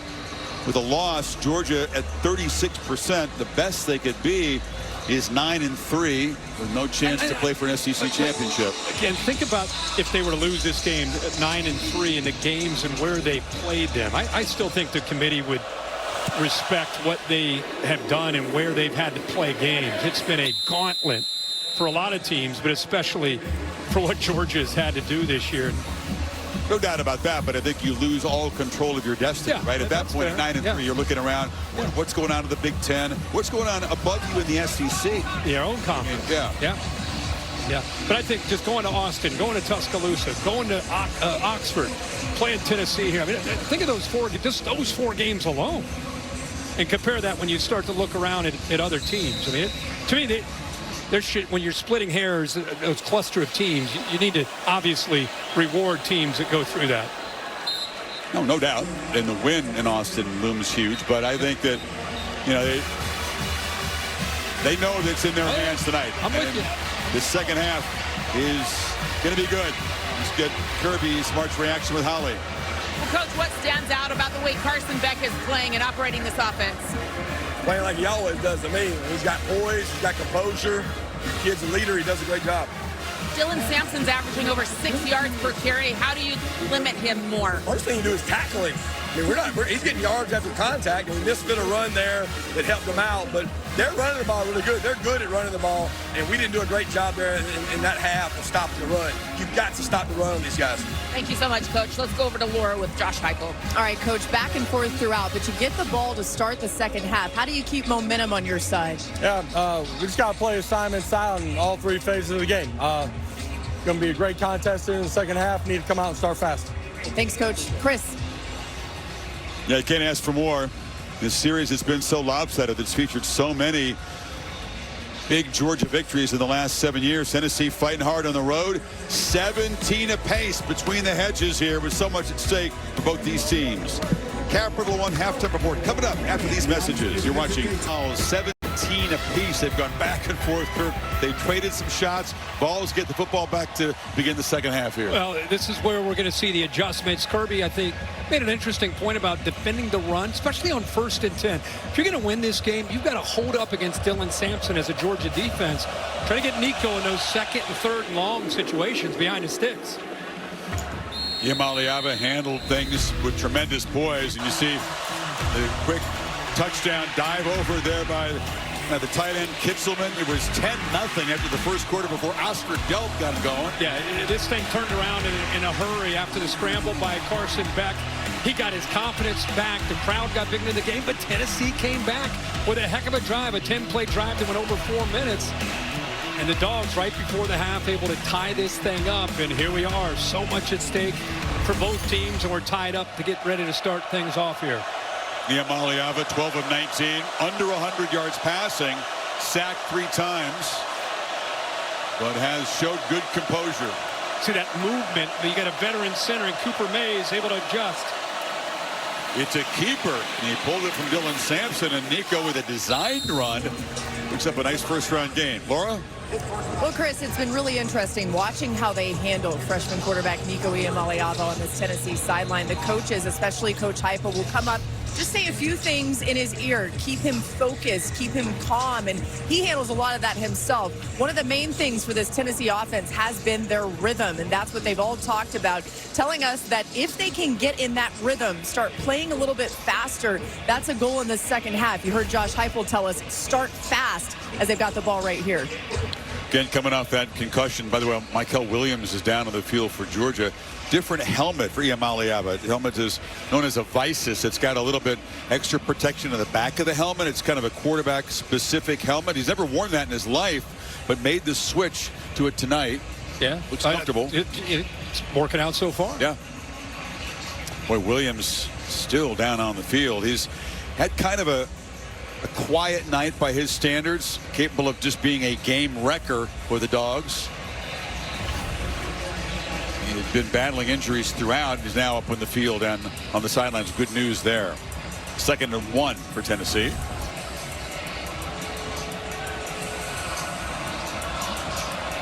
High ankle was his problem. Yeah, he was just hustling season. to a play. I think he ends up right there, just gets hit in the midsection. Or just below the midsection? I think it was the midsection. Okay.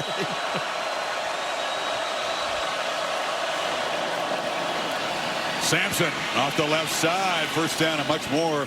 Twisting across the 40 before Starks got him down. Well, they just built a wall on that left side of this offensive line. We just talked about it. Kirby talked about it with Holly. We got to stop the run in the very first 2 plays. The zone read, he pulls it, and then they run. Nice power run there.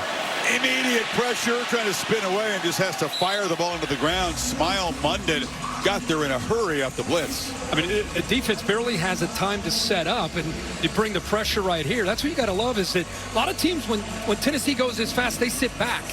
They don't get aggressive. They rush 3 and drop 8 against the pass.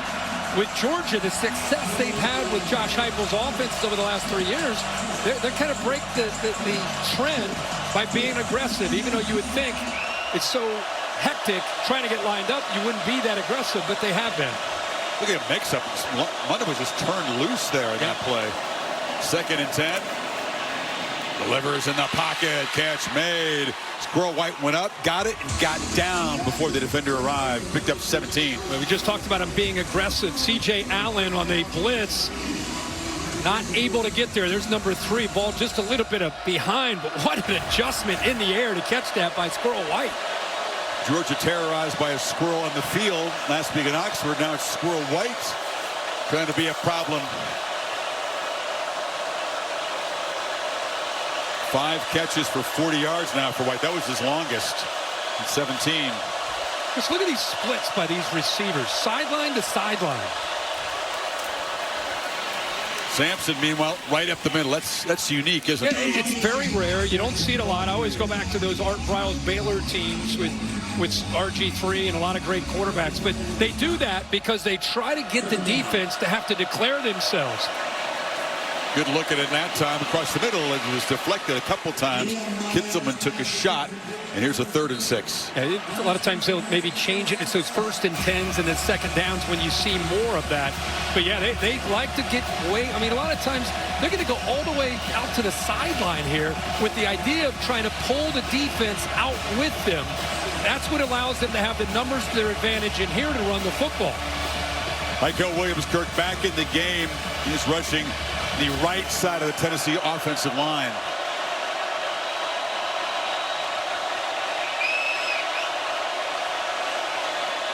It's only a 3-man rush. Iamaleava still moved off his spot.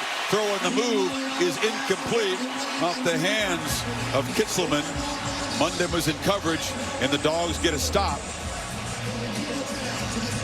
Offense still out there on 4th and 6. They're kind of in that no man's land where Walker applying the pressure. He still is able to get an accurate throw off, but Hitzelman unable to hold on to it. Big moment here early in this 3rd quarter.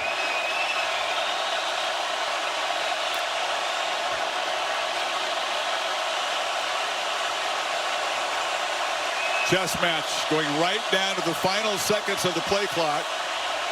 And they got to hurry here. Heupel saw it, called a timeout.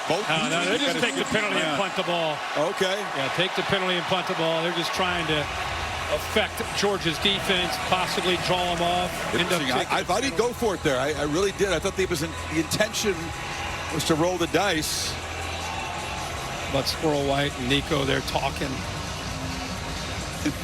Just getting on the same page. First year playing football, this environment. You talked about how cool and chill this Californian is. Yep. So not going for it on 4th. They take the penalty, and now Jackson Ross will try to pooch it down there. Evans standing at the 7.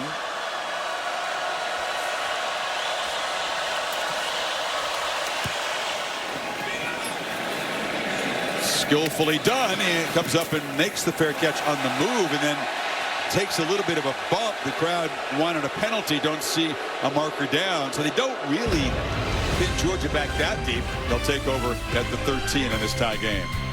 Let's take a look at our playbook brought to you by Modelo. It's been that Georgia offense. Mike Bobo deserves a lot of credit along with Carson Beck. Look at his throw, by the way, earlier in this game. I mean, you want to criticize Beck? This is why a lot of people love him and what he can do with that arm strength and anticipation. Here, a tackle over, confuses Tennessee. Again, Bobo with a little wrinkle, able to hit Delp on the back end.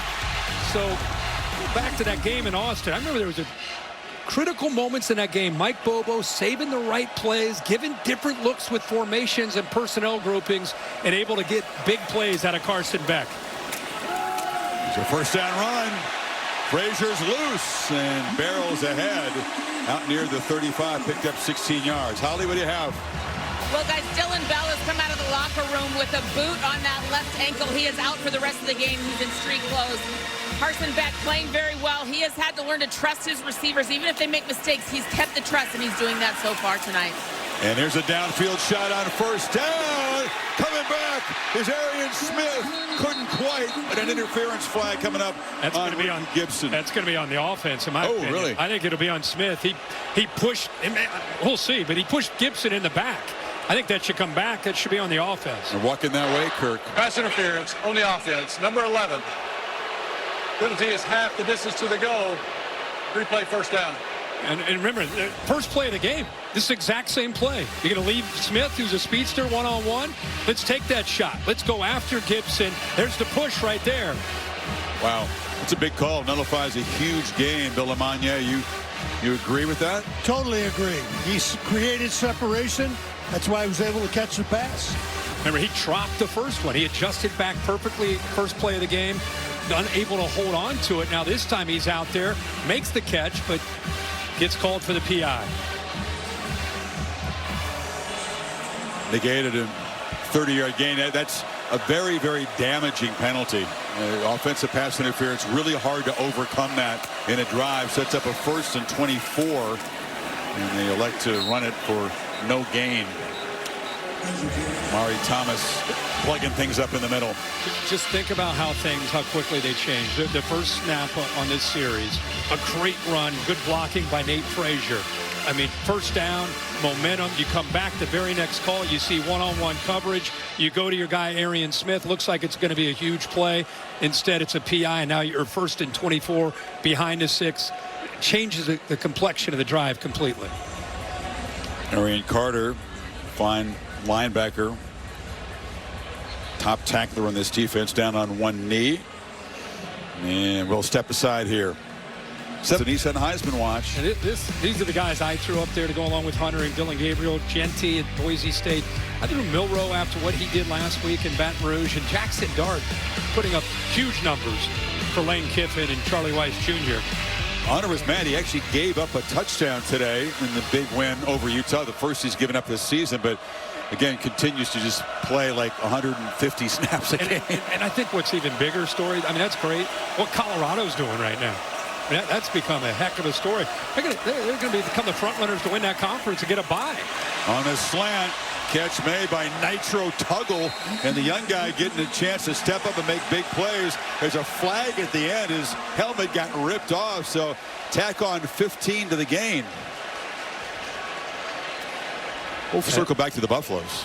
I'm excited. We're a big SEC game in November. You're talking about the Buffaloes' CFP potential. Face mask on the defense. Number 1. Yeah, that's the first time. First for everything. Automatic By the way, down. we just talked about how Georgia got behind the sticks after that offensive pass interference. They come right back after the break, hit that slant, perfect throw to Tuggle. And this is what Josh Heupel's wondering and asking about is where's the face mask? It must have occurred maybe well out. I don't know, Bill, what do you call that? What do you go with there? With him turning around, it's hard to tell, but he may have at the last second got a hand underneath the opening. But it does appear it came off more on its own.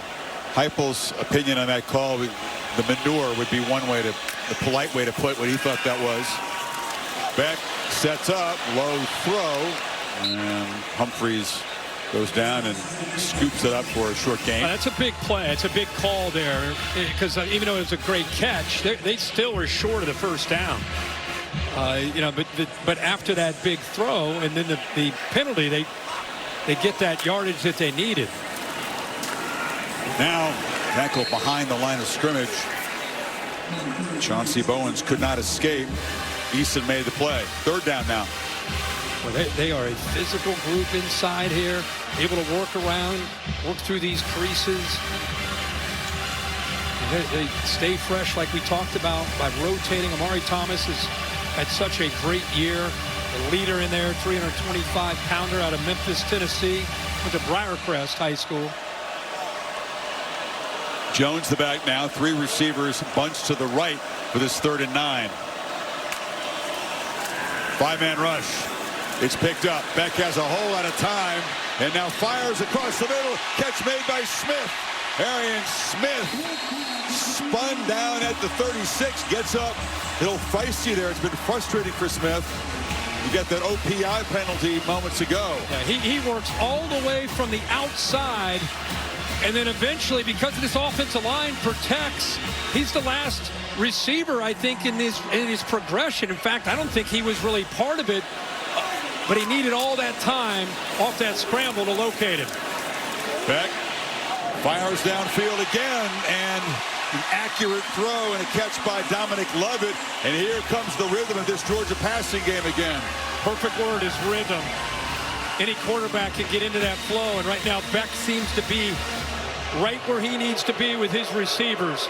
Oh, they're booing because they think Tennessee might be faking an injury to slow down this momentum. That wouldn't happen in the SEC, would it? Yeah, this has been a big issue with Greg Sankey, the commissioner of the SEC. You know, he actually sent a letter to all the coaches in the entire country or entire SEC conference about, guys, let's be better than this. Very strongly worded, wasn't it? Yeah, it was. He was not happy with them, and this would be one of those where you look at it and question it. Yeah, you'd have to see what led to it. I mean, you don't want to say every time a guy goes down, it's gamesmanship. May have been something to this. It's Omar Norman Lott getting up and making his way off. Now let's take a look at it, because again, it is a big issue. He's right here and looks to be fine, looking over the sideline, and takes it down. When they look at the sidelines before going down, it's suspicious. That's usually a sign. There's a simple solution for this. He looks tired. Simple solution is you come off like that, you're done for the series. However long the drive lasts, you're out. Great. Yeah. If you're seriously hurt, you wouldn't be able to come back anyway. If you're not, you're just done. Yeah. Doesn't mean it would. You use the word rhythm because they were in a rhythm as an offense, not just Beck. Couple quick first downs, and then Tennessee tries to slow him down. Frazier makes a cut. There's traffic in the backfield. He had to elude play there, but Tyree West gets him down. Yeah, West brought him all the way from the backside to bring him down on that football, or on that play. This is a pivotal play, the pivotal drive, red zone area.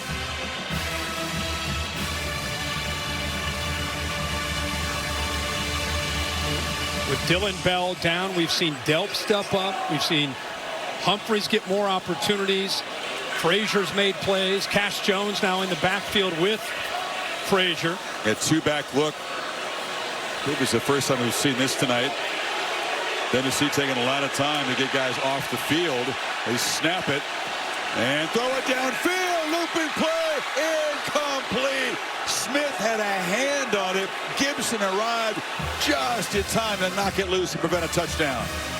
Another nice wrinkle with that pony backfield, two backs, a motion. Cash Jones out there, and I think it affects the eyes of the defense. You see Arian Smith kind of stutter like he's going to block, and then they sneak him down that left sideline. That ball hung up in the air long enough for Gibson to eventually come over and knock that ball away. Again, it's in the receiver's hands. You'd like him to make that play in a big moment. It's been such a problem for this team, and it's continued tonight. And it sets up a 3rd and 7.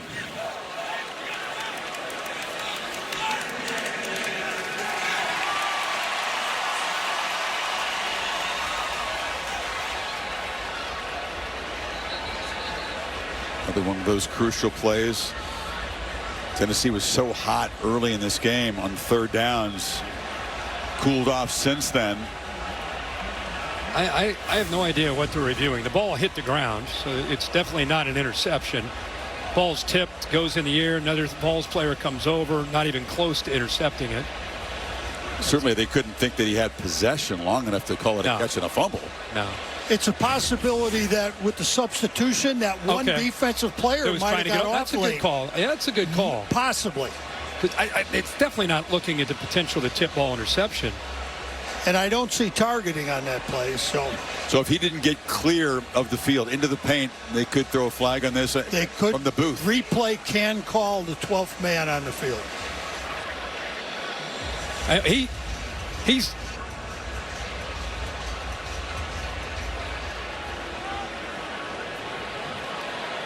After video review on the previous play, the 12th player for Tennessee did not get off the field. 5-yard penalty from the previous spot. Replay, second down. Good call, Bill. That's exactly what they were doing. And in real time, it looked like he was close. The AT&T clicker shows you he's kind of taking his time. Georgia ready to snap the ball. Then he picks it up. But, I mean, that ball is snapped right as he's about a step or two short of the sideline. 12 men. Jackson Moy not exactly sprinting to the sidelines. Heupel again doesn't love the call. So instead of 3rd and 7, it'll be a repeat. Second down and 2. Actually, it is still 3rd. I believe he said second down on his announcement. Chris, I think the issue there is Georgia substituting. Georgia substitutes, meaning Tennessee has time to substitute.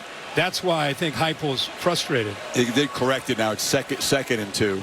That second player, though, was really slow getting off. They sent 2 guys off.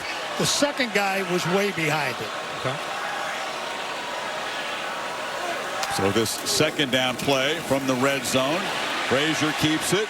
Slammed down hard right near the first down marker by David Hobbs. Holly?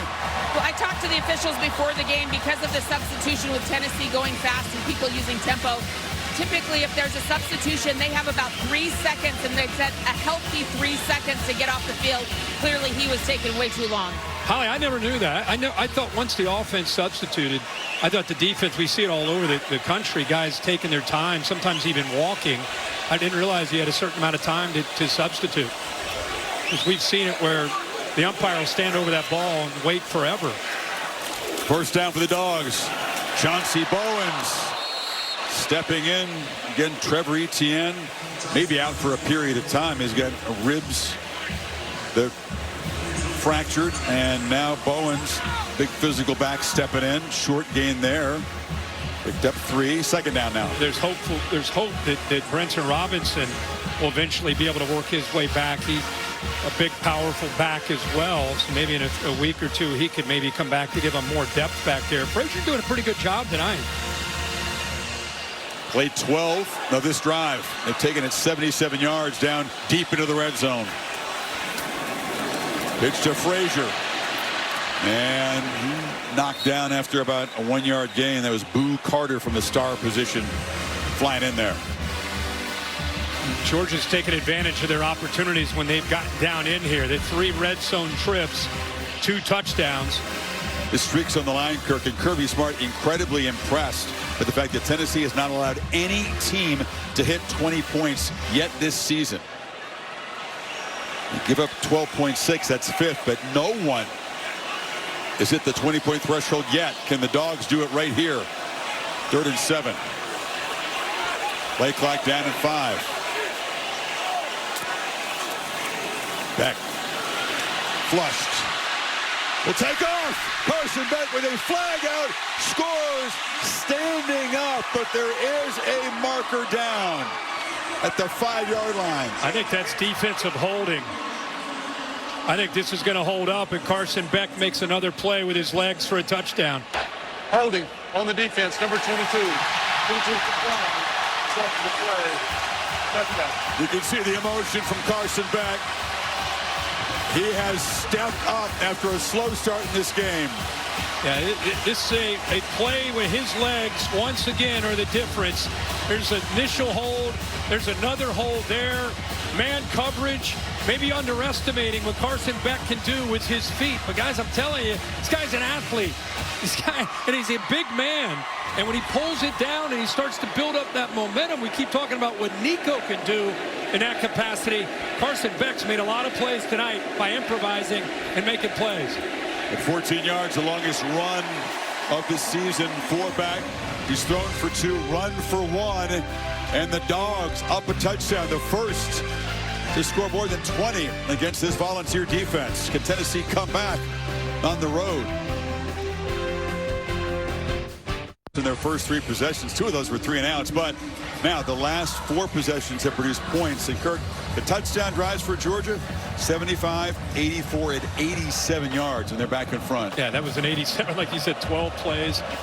Remember that 2nd and 24.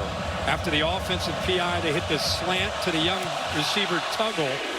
And then after that, you remember there was a face mask call.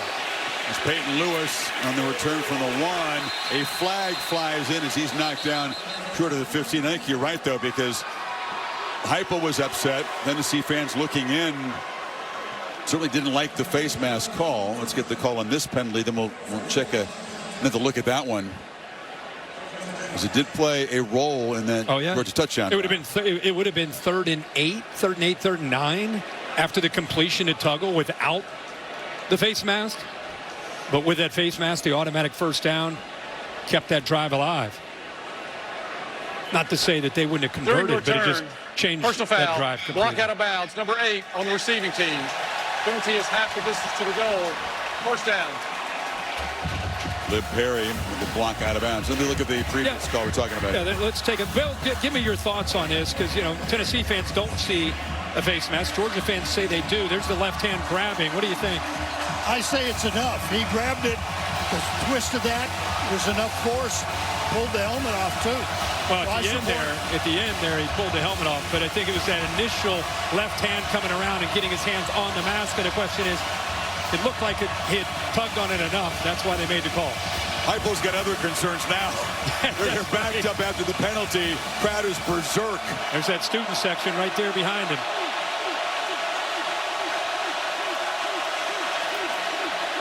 First down throw, slant, complete, coolly done. And Brew McCoy, the veteran, playing, what was it, 6th year college football, the ex-Trojan.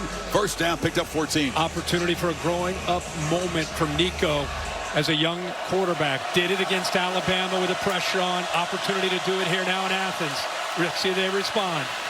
First down run. That is trust in a young quarterback in a tough environment on the road. That call, huh? Yeah, the call. You believe in your quarterback. You believe in the execution, especially on the first play. Instead of easing into it, Josh Heupel all night tonight has shown a lot of belief in Nico. Believes in what he can do. There's a throw to the flat. Catch made by Sampson. Sidesteps one tackler. Slammed down hard at the 29 by C.J. Allen, but a nice pickup. 3rd and 2 now. Probably the most impressive thing that he has done is just simple things like that. Looking downfield, wants to get the ball thrown downfield, but Georgia playing coverage takes away all of his options, so just checking it down. I mean, now instead of being maybe trying to squeeze one in, maybe turning it over, or 3rd down and long, you check it down, you're looking at a 3rd and 1. They give it to Sampson here in 3rd and a long one. Oh, yeah. A lot of folks in the backfield, a couple tight ends. Sampson running behind all that. Nice little run game wrinkle. He gets just enough for the first down. Great block. Right side does their job. The tight end, Kitzelman, who's been very busy. We've talked about him a lot tonight. Scored a touchdown earlier.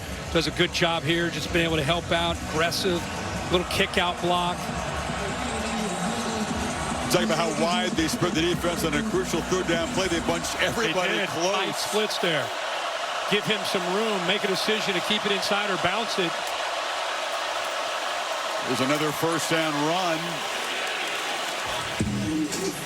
Jalen Walker, one of the big voices and the big playmakers on this defense. Haven't called his name a lot tonight. Made the stop that time. These 1st and 10 runs, such a big emphasis for Georgia to stop Sampson. You know it's coming. You want him to be at that 2nd 9, 2nd 10, run into a wall. If they're getting penetration, makes it easier for Nico. There's Nico on the edge. Takes a shot. They closed him down and sandwiched him. Walker again becoming a force. That's intentionally done by Georgia. You collapse. This is the key read. When he comes down, that tells you to keep the ball. Well, Georgia decides to make him hold that. And now I got another linebacker right in position to force him back into the teeth of the defense. Good job by Glenn Schumann. He's a dangerous runner, but when you anticipate it with that read, it gets your linebacker coming downhill to make a play against the quarterback run. Deafening on 3rd and 5.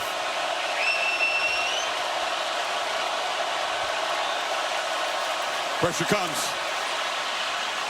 Pass is high and incomplete. And the Dogs get a stop. Squirrel White, intended receiver K.J. Bolden, was patrolling the area. Well, I think Bolden had as big of an emphasis, or really as much to do with this play as anybody. The pressure does a good job here, but look at him right here, kind of bracketing Squirrel White.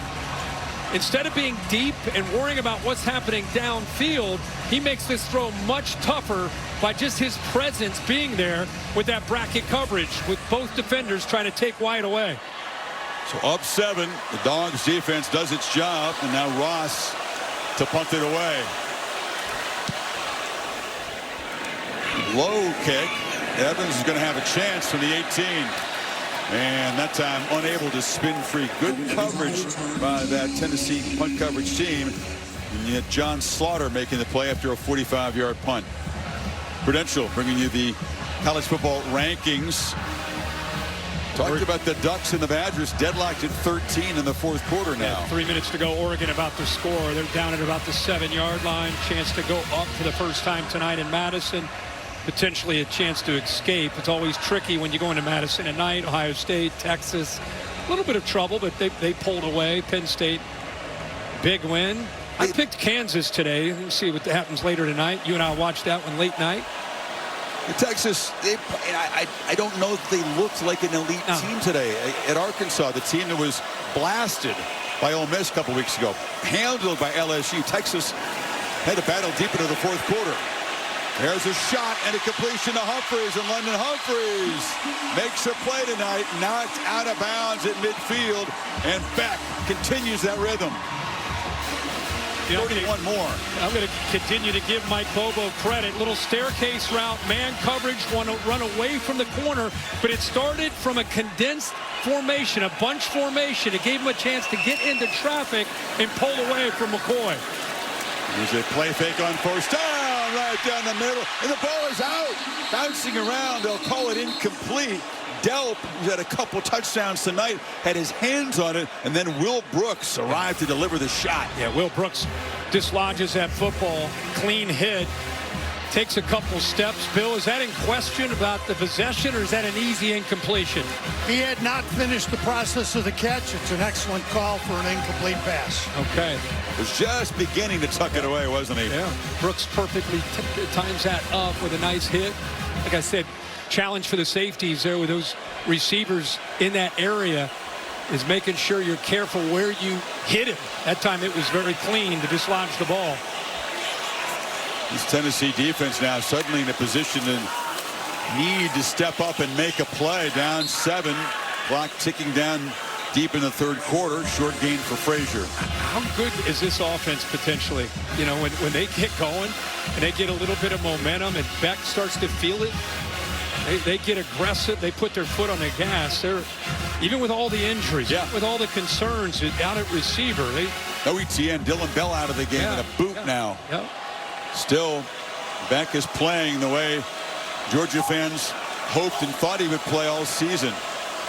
Stepping up in a big moment tonight. Look at the balls up tight on the line of scrimmage. Final minute of the quarter, pressure comes, and they check it down to Cass Jones, who works free and gets inside the 45. Yeah, they had 7 guys up, one more than Georgia could handle. They end up dropping one of them, but the convoy of blockers, but Tennessee keeps him short. Now, 4th and 4. They're, for now, on the field. They're going to run a play here. They're just trying to draw the balls off. Just trying that same game, and whether they end up taking a delay of game, it really wouldn't matter. You don't want to waste a timeout here. Give it one more hard clap.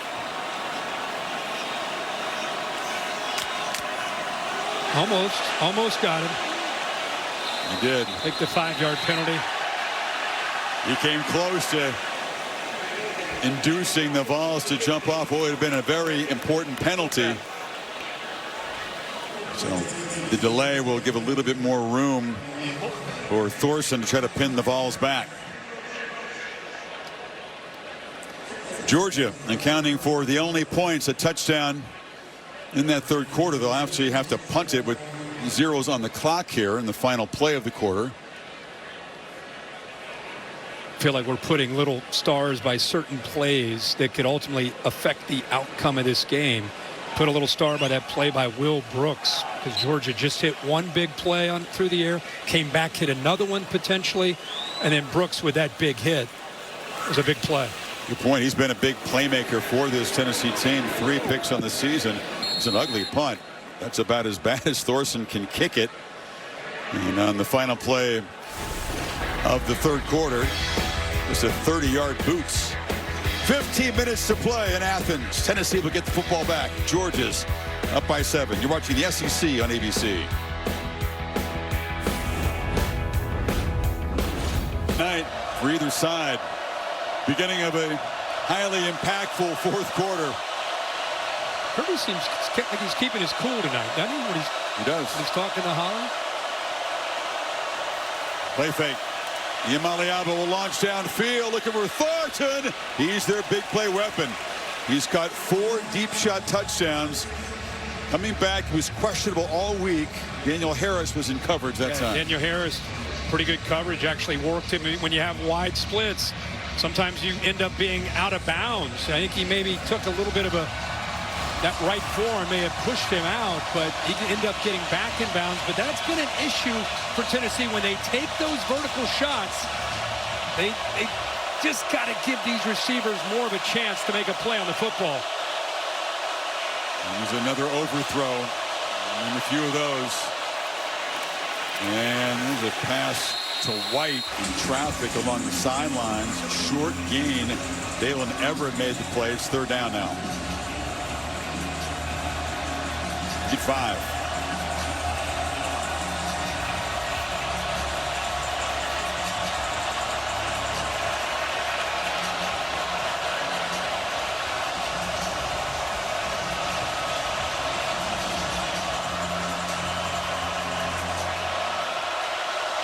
Smoke hanging in the air from the Pyrotechnics a minute ago.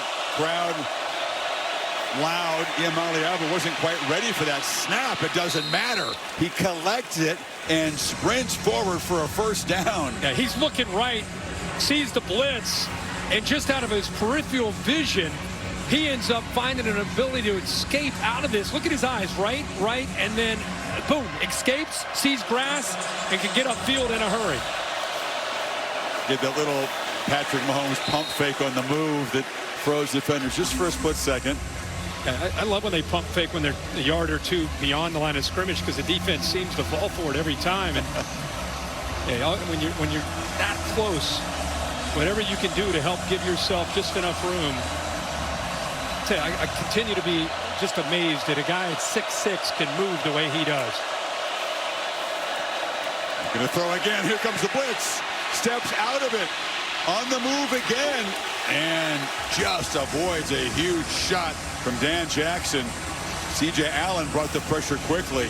I think C.J. Allen ended up surprising him. His location where he came on his blitz came out of nowhere. Boom, he's looking left.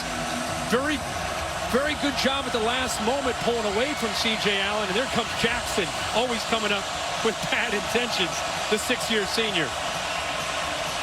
Loud again on 3rd and 8. See if Georgia, instead of blitzing the backer, maybe they spy on Nico to avoid that scramble. Only one defender has his hand on the ground for the Dogs.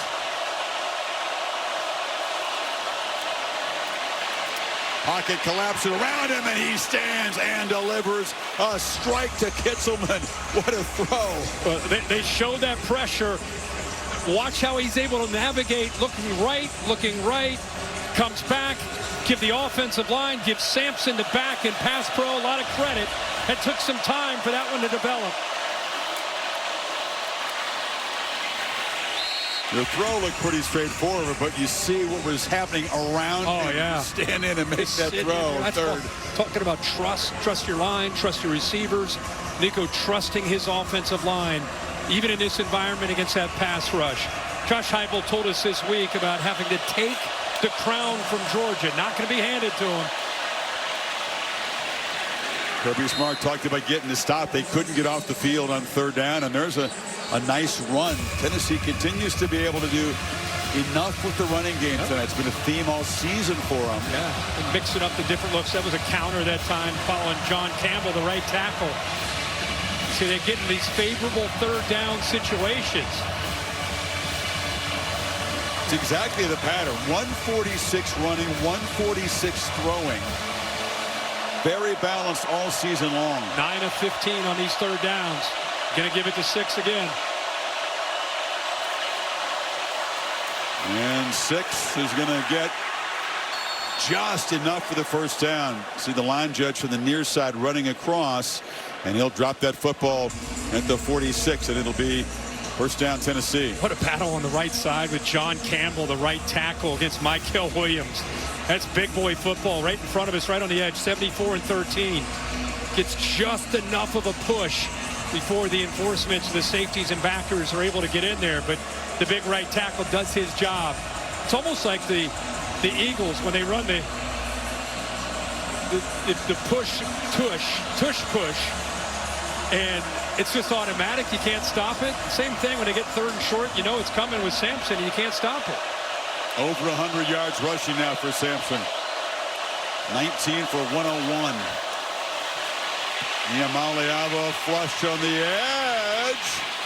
Ducked under. A big hit. Chaz Chambliss is right in front of him. Man, it's hard to get a direct hit on this tall, lanky quarterback. C.J. Allen, by the way, he had a tough week as far as didn't practice a lot. He saved himself for tonight. He's one of the leaders of this defense. He has blitzed so many times tonight. And for a guy that had practice, his stamina is being tested. He keeps coming after Nico. He's the guy that he keeps having to avoid the scramble. That time, the middle is clogged. Chambliss filling nicely.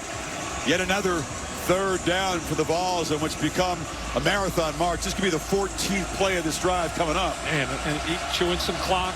Chambliss, by the way, has had a great year for the Dogs defense. Has made his presence felt, not just as a pass rusher, but doing a good job knifing into that offensive line and making that play. What did Kirby Smart tell Hallie? Toughness. Who's going to be the tougher team in this final quarter? Another test of that right here. It's an 11-minute drive. Over 11 minutes they've had this football.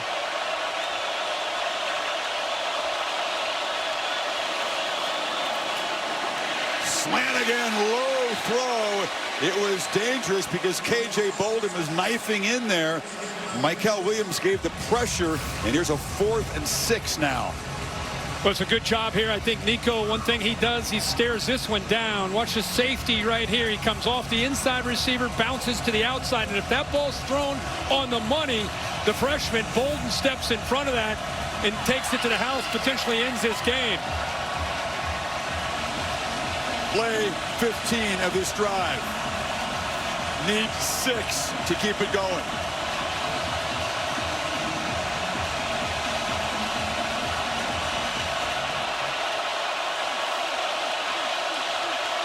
And a flinch. The job just got harder. Dogs shifted around. And Lance Hurd, the left tackle, took a step back. Not easy. That was Tennessee's biggest fear, is the offensive tackles, the communication up front. 53 on the offense. 5-yard penalty. It's going to make them have to punt this football and change their strategy. Listen, this offensive line has played very, very well. He's up at the top. And right after the movement, he ends up jumping. It's no man's land out there, especially on these third downs. So good job by this crowd being a difference. And like I said, now the strategy changes. Tennessee's going to have to rely on their defense, and Georgia's going to try to keep working his clock with a 7-point lead. Vols had 2 15-play drives that ended in field goals against Mississippi State. How about a 14-play drive that ends in a punt? And nice job by Ross knocking it deep, and the Dogs will be backed up. Kevin, thank you. Ducks host the Huskies. That's their last regular season Big Ten game, and we had the pleasure of broadcasting 2 of those last year. Huskies and Kalen DeBoer went 2-0. I think Lanning might want payback at home. Yeah, with everything on the line. Not to mention that's such a big rivalry to begin with. So defense finally for Georgia gets a stop, and right back to work is Carson Beck to Ben Yurosek. The tight ends have been enormous tonight for the Dogs. That's a big play. Picked up 21. Yeah, it sure is. Linebackers' eyes in the backfield. Georgia going some tempo here of their own with that 7-point lead. Talk about big plays in the passing game, Kirk. That's see, that is 6 20-plus yard gains by 6 different players on the Georgia roster. Laura? Yeah, we're hearing this Tennessee secondary down here, guys. They're saying we can turn this around right now, referencing the rhythm that Georgia's passing game is in. Andre Turrentine, the safety, saying 25 more plays, guys. Go be legends, and we'll go home really happy tonight. Can they make a play to turn this around? Because Beck is looking like Carson Beck we expected to see just about every game. 291 yards now, almost as efficient as he was last year against the Volunteers on the road. Rosick again. Tennessee, by the way, doesn't have a 20-yard pass play all night, and it's Georgia with a bunch of different guys. And we need to, as we're talking about Beck and these receivers, let's talk about that offensive line. Monroe Freeling comes in from the right tackle over to the left tackle for Green. Look at those numbers last week to tonight against Tennessee's defense at home. Big difference. 3rd and 2. Ooh. Beck tried to get him to jump offside again with that hard clap. They don't, and the ball is caught. He fitted in a back shoulder throw to Humphreys in front of McCoy. Now that, wow. If you go back and look, I think Carson Beck moved before that ball was snapped. He started to fall back, lose his balance, and then the ball came. Surprised that they didn't potentially look at that a little bit closer, but the Dogs make a big play. You can put a back in motion, though. He was moving as the ball was snapped. It wasn't settled. His foot wasn't settled, so it could have gone either way, but it just happened simultaneously there right as the snap was coming. Tennessee's going to have to rotate, keep trying to stay fresh here in this 4th quarter. Comes a hockey line change. 2nd and 2. That was a big downhill run by Frazier. The Dogs smell blood. Chance to finish off the Volunteers here. Touchdown would make it very tough. Tennessee used up so much time on that last drive, and it ended in a punt. Chauncey Bowen's knocked down. It'll be 3rd and 1. Inside of 6 minutes to play now. Love the aggressive approach from Kirby and Mike Bobo on this drive. Playing fast, even though they have the lead and the clock is on their side. And it's going to be just enough for a first. And the drive continues.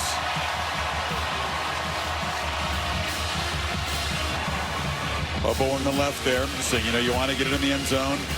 Do you want to play tempo against a defense that might be wearing out a little bit? Do you want to use some clock? I think he's mixing up the tempos. I think that's what's been so good. A lot of this has been no huddle, but sometimes with some urgency to kind of keep Tennessee have to be alert of that threat. Sometimes with the no huddle and then working clock as they're doing right here. Also keeps Tennessee from continuing to be able to rotate when you can go fast. The end of the formation, everybody's bunched in close for Georgia, and gain off left tackle for 3 by Frazier. Keep working that clock. It's at a 5 now.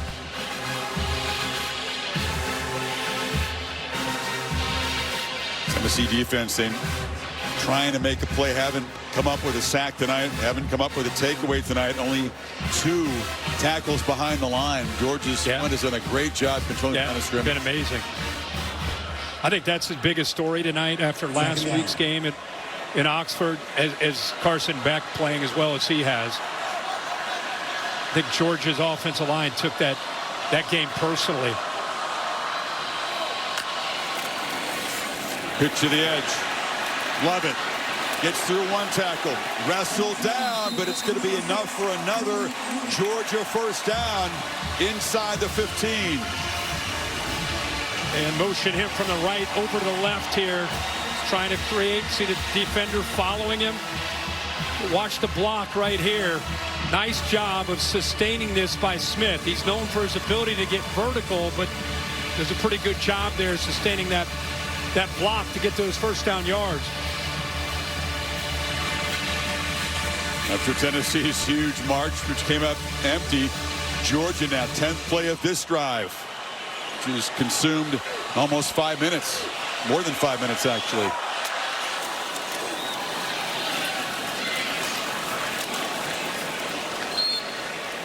Nate Frazier on the carry.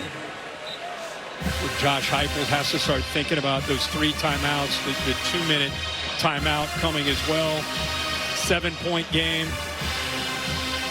Talking to the analytics guy right now. A lot of coaches lean on a dude who has that position. Yep. And it's nice to be assisted in that area if you're a head coach. But he's also a play caller, so a lot going on. You see it, talk to the analytics, and then move down closer to the line of scrimmage, looking at the clock. If they get a stop here, he's telling him, I mean, there's a lot going on there. He's moving it closer and closer to the official. If he gets a stop here, he's going to, Georgia actually, with the play clock going down, they get that timeout of their own. 2:38. Dogs trying to finish off the Vols. Can they? Home, final conference game, trying to get to 6-2 and knock Tennessee out of a first-place tie in the conference. 2nd and 8, up 7, 2:39 to go. Field goal, of course, makes it a 2-score game.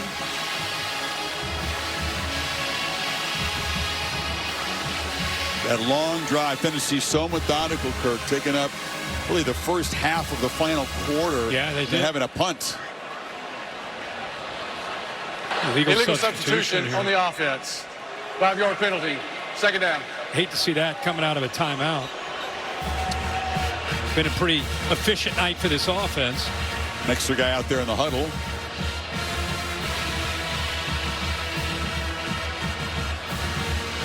And well within field goal range. The reliable Woodring to make this a 10-point game. Tennessee so far holding on to all 3 of their timeouts.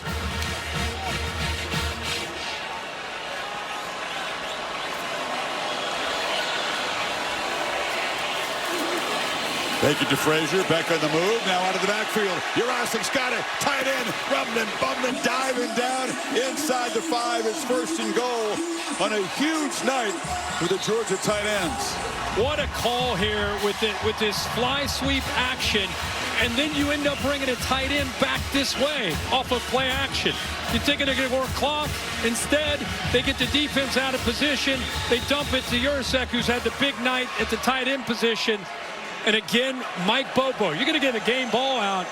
Mike Bobo deserves a game ball tonight. What's impressed you the most? It's just like we talked all night. Different formations, different wrinkles within the offensive structure. Putting Carson Beck in a position with his offensive line to have success. But the well-designed plan tonight against this talented Tennessee defense. Marched it 90 yards from backed up near their own goal line all the way to the Tennessee 2. 12th play of this drive, trying to finish off Tennessee.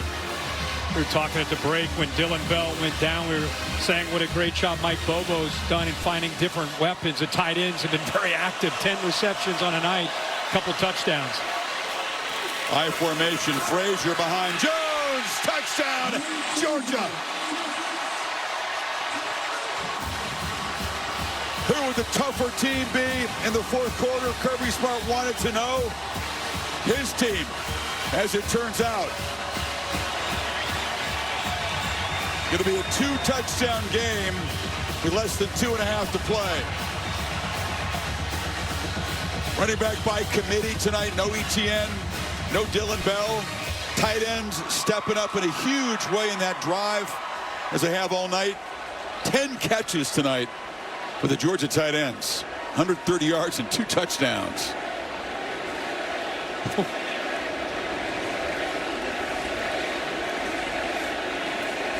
And Carson Beck, Kirk, so much criticism. He says he hasn't paid attention, but the pressure internal and external has been real.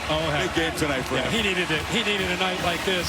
What a good job here by the execution. You got a right tackle who does his job. And then you got to look at this, Chris. Chambliss, the linebacker, is in a goal line situation. Watch them both. 73. Look at him get off the ball. Trust. And then look at Chambliss. He's been waiting for this opportunity. Usually he's the linebacker. Instead, bang, I get to hit a linebacker. I thought it was Cash Jones. Is under 32. They put the linebacker in there. Yeah. Opened it up. Great block there. You know, it's the heart of a champion. So much talk this week. They were dropped down to, 13 in the rankings. Everyone's thinking, oh, my gosh, Georgia's on the outside.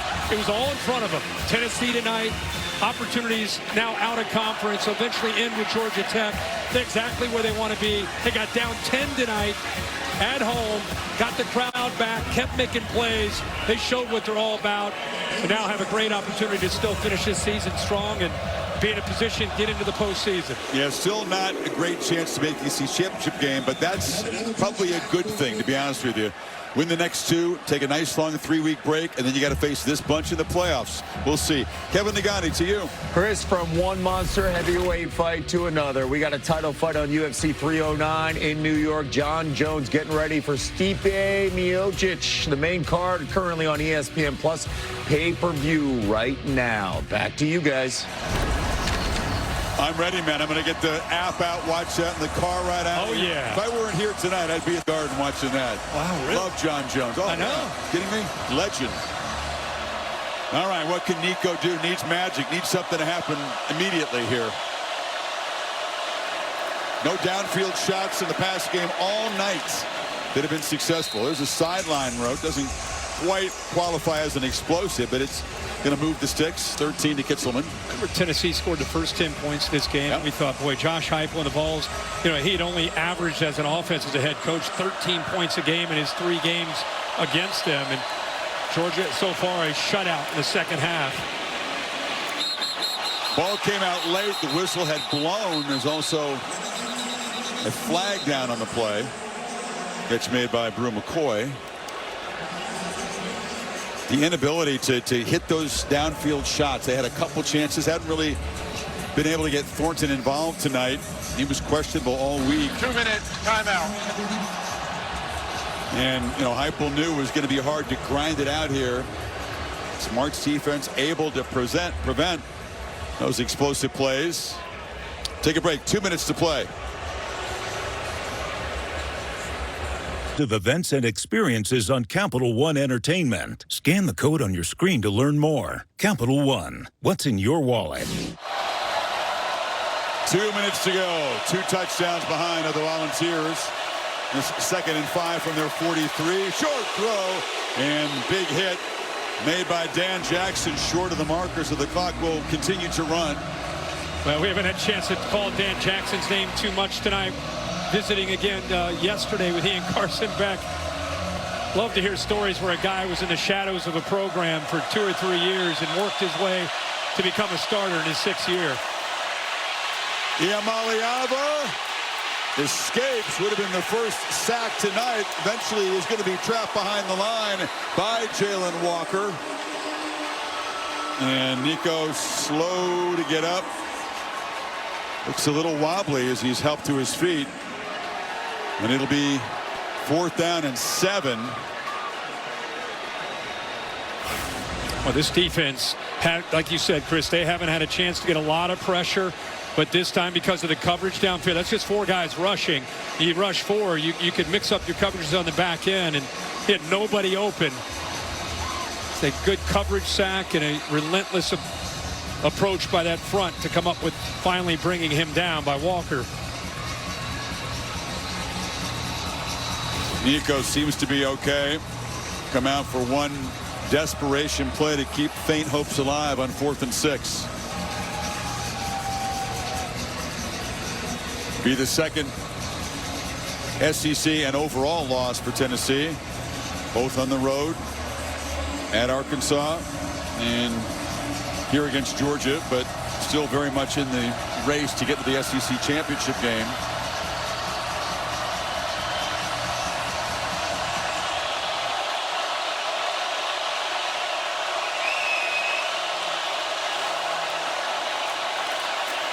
And he will be swarmed. Ball comes out. Turnover. Georgia's got it, and they're going to win it. Chris Cole came up with a football, and the Dogs maintain their dominance over the Big Orange. Well, we've been waiting for Jalen Walker to have that moment.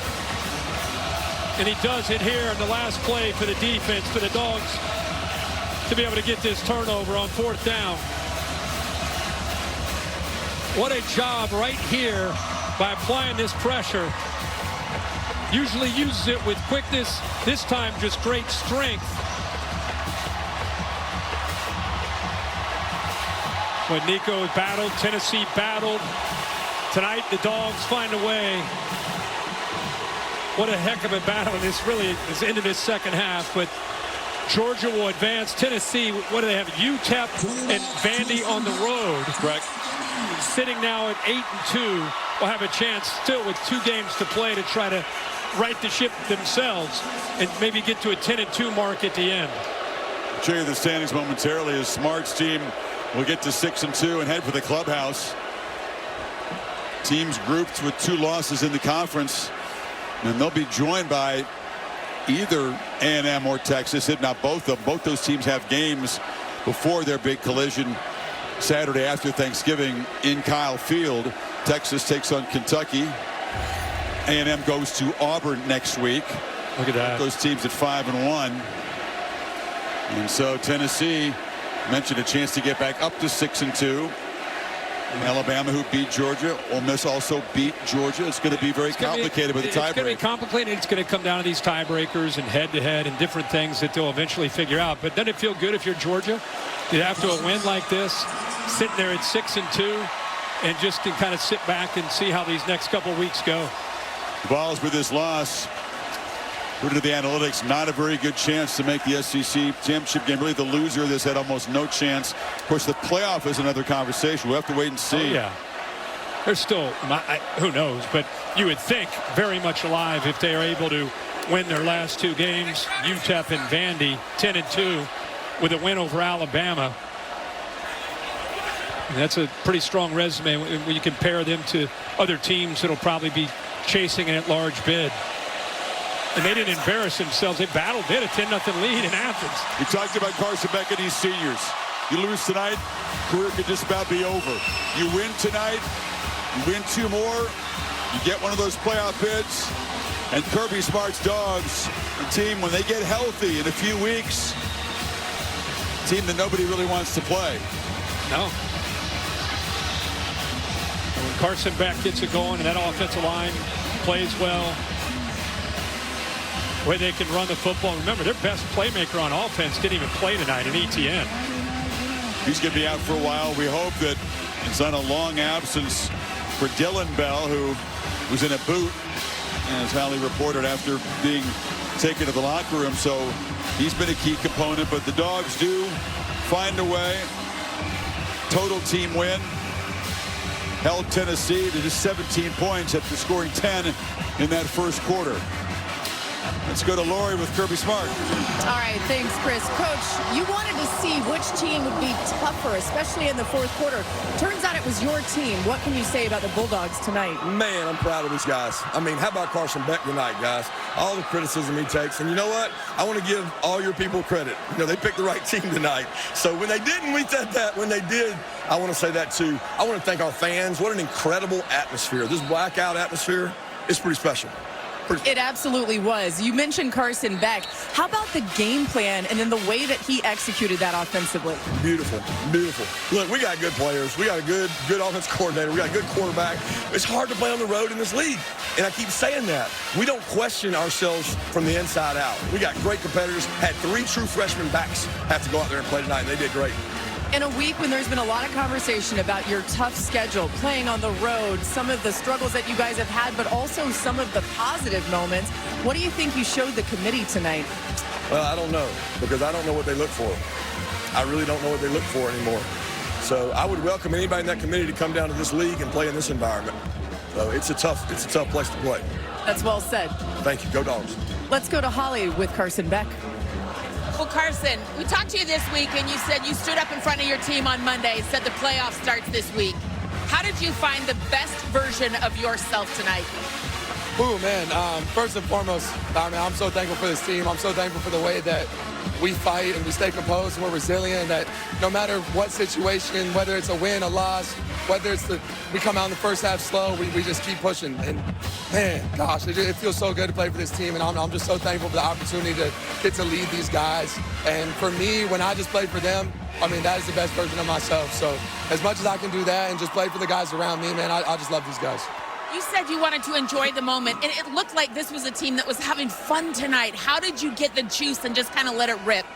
Yeah, I think sometimes, you know, you get caught up in the day-to-day work, and I mean we've been going at it since January. You know, we got 2 weeks off after we played Florida State last year, and then we were right back to work. And I think, you know, the work of it all, you get caught up in that. And I said that, you know, when I stood up in front of the team, and I told them, man, let's just go have fun. Like, just let it loose. Like, we don't have anything to lose at this point. You know, we've dropped a couple games. It is what it is, but that doesn't matter. We control our destiny. We control our future. Have juice. Come into this game, have fun, and play for each other. You didn't want this to be one of the last games that you play here in Sanford Stadium, and in this Georgia uniform, how are you guys playing for the older guys on the team and everything that's ahead of you? Yeah, I mean, there's a few guys that came in with me. There's 2 guys, Truss and Dan, that were a year before me. I mean, they're old, but I mean, I'm old too, but it's okay, man. Man, I'm just so proud of this team and the way that we fought tonight. I mean, on the biggest stage, you know, college game day, night game against top 10 opponent. I mean, I couldn't ask for a better ending. Okay, super quick. I need a shout out to the tight ends. How did you get the tight ends? Were great. Tight ends were amazing. I mean, Delp showed up huge tonight. I mean, Lucky had a few plays. Jurasek had a huge play there at the end on that last drive to be able to drive down and close that thing out. I mean, they stepped up in a tremendous way tonight, so super proud of them. You wanted to enjoy the moment, so go do it right now. Thank you. Yes, ma'am. Thank you. Yeah, the voice is gone, but he's going to get a night that he's not going to ever forget. It began slowly. They punted the first 3 possessions, then got going. Yeah, he really got into a flow. I think there was a scramble that I think changed the entire feel and vibe of this game. It's where they got some momentum. Then he just started finding receivers. He had time to throw. His legs were a big factor tonight. Number of different scrambles. There was a 3rd and 8 earlier. Ran out of a would-be tackler. Ran over a safety. You just heard him talking with Holly. He's got some conviction. All this adversity that he's been through has changed him, I think, and made him better to be able to deal with it in the future. And this becomes a dangerous team down the road. Absolutely. Again, UMass and Georgia Tech on this field. Unlikely still at this point, despite the win, to get to Atlanta, say all the computers. But then, if you make the playoff and don't have to play in Atlanta, you get to rest up until late December. And I think Georgia, when they get some pieces back, will be even tougher to beat. I think it was just they were backed into a corner. They had to win this game. They got down 10. The crowd was out of the game. Tennessee deserved all the credit for coming into this environment, and then they started to piece it together, and it created some momentum. So they salvaged their season. I mean, they lose this one, it's over. The dreams are over. They win, and it jumps them in a very different place. It'll be interesting to see what the committee puts them on Tuesday. But this is a team that's more than likely going to have a great chance to go from being everyone saying, well, they're out of the playoff to they're going to host a playoff game. I don't know what the committee's looking at. Well, they're looking at quality wins like this, and all of a sudden the computers have tilted, and Georgia, with the analytics, given a 91% chance now to make the CFP. Oregon survived it. It come from behind to win at Wisconsin. Indiana, the big showdown at Ohio State. Win or lose, you think the Hoosiers are in good position. Ditto for the Buckeyes. Yeah. I mean, I think how Indiana plays next week in Columbus will be a big deal. I think they need to go in there and compete, show that they're the team that a lot of us think that they are. But yeah, that's what's cool about this 12-team playoff. A lot changes, a lot can happen. Just when you think you have an idea of where a team sits, the new results come in, and all of a sudden computer percentages change. Interesting times, man. We got the super conferences expanding, the playoff expanding, NIL, the portal. It's been a crazy season. Ready for more stretch run? We got Alabama's got must-win game. Yeah, they do. At Norman next week. And then, of course, after Thanksgiving, the Aggies and the Longhorns collide in College Station. Georgia, a crucial victory as the stretch run on the SEC continues. Bill Bonnell produced the game. Jimmy Platt directed it, except on the West Coast. Stay tuned for your local news over most of these ABC stations. For Kirk Herbstreit, Holly Rowe, Laura Rutledge, Bill Lamagna, our entire crew, Chris Fowler saying so long from Athens. Thank you for watching this presentation of the Southeastern Conference on ABC.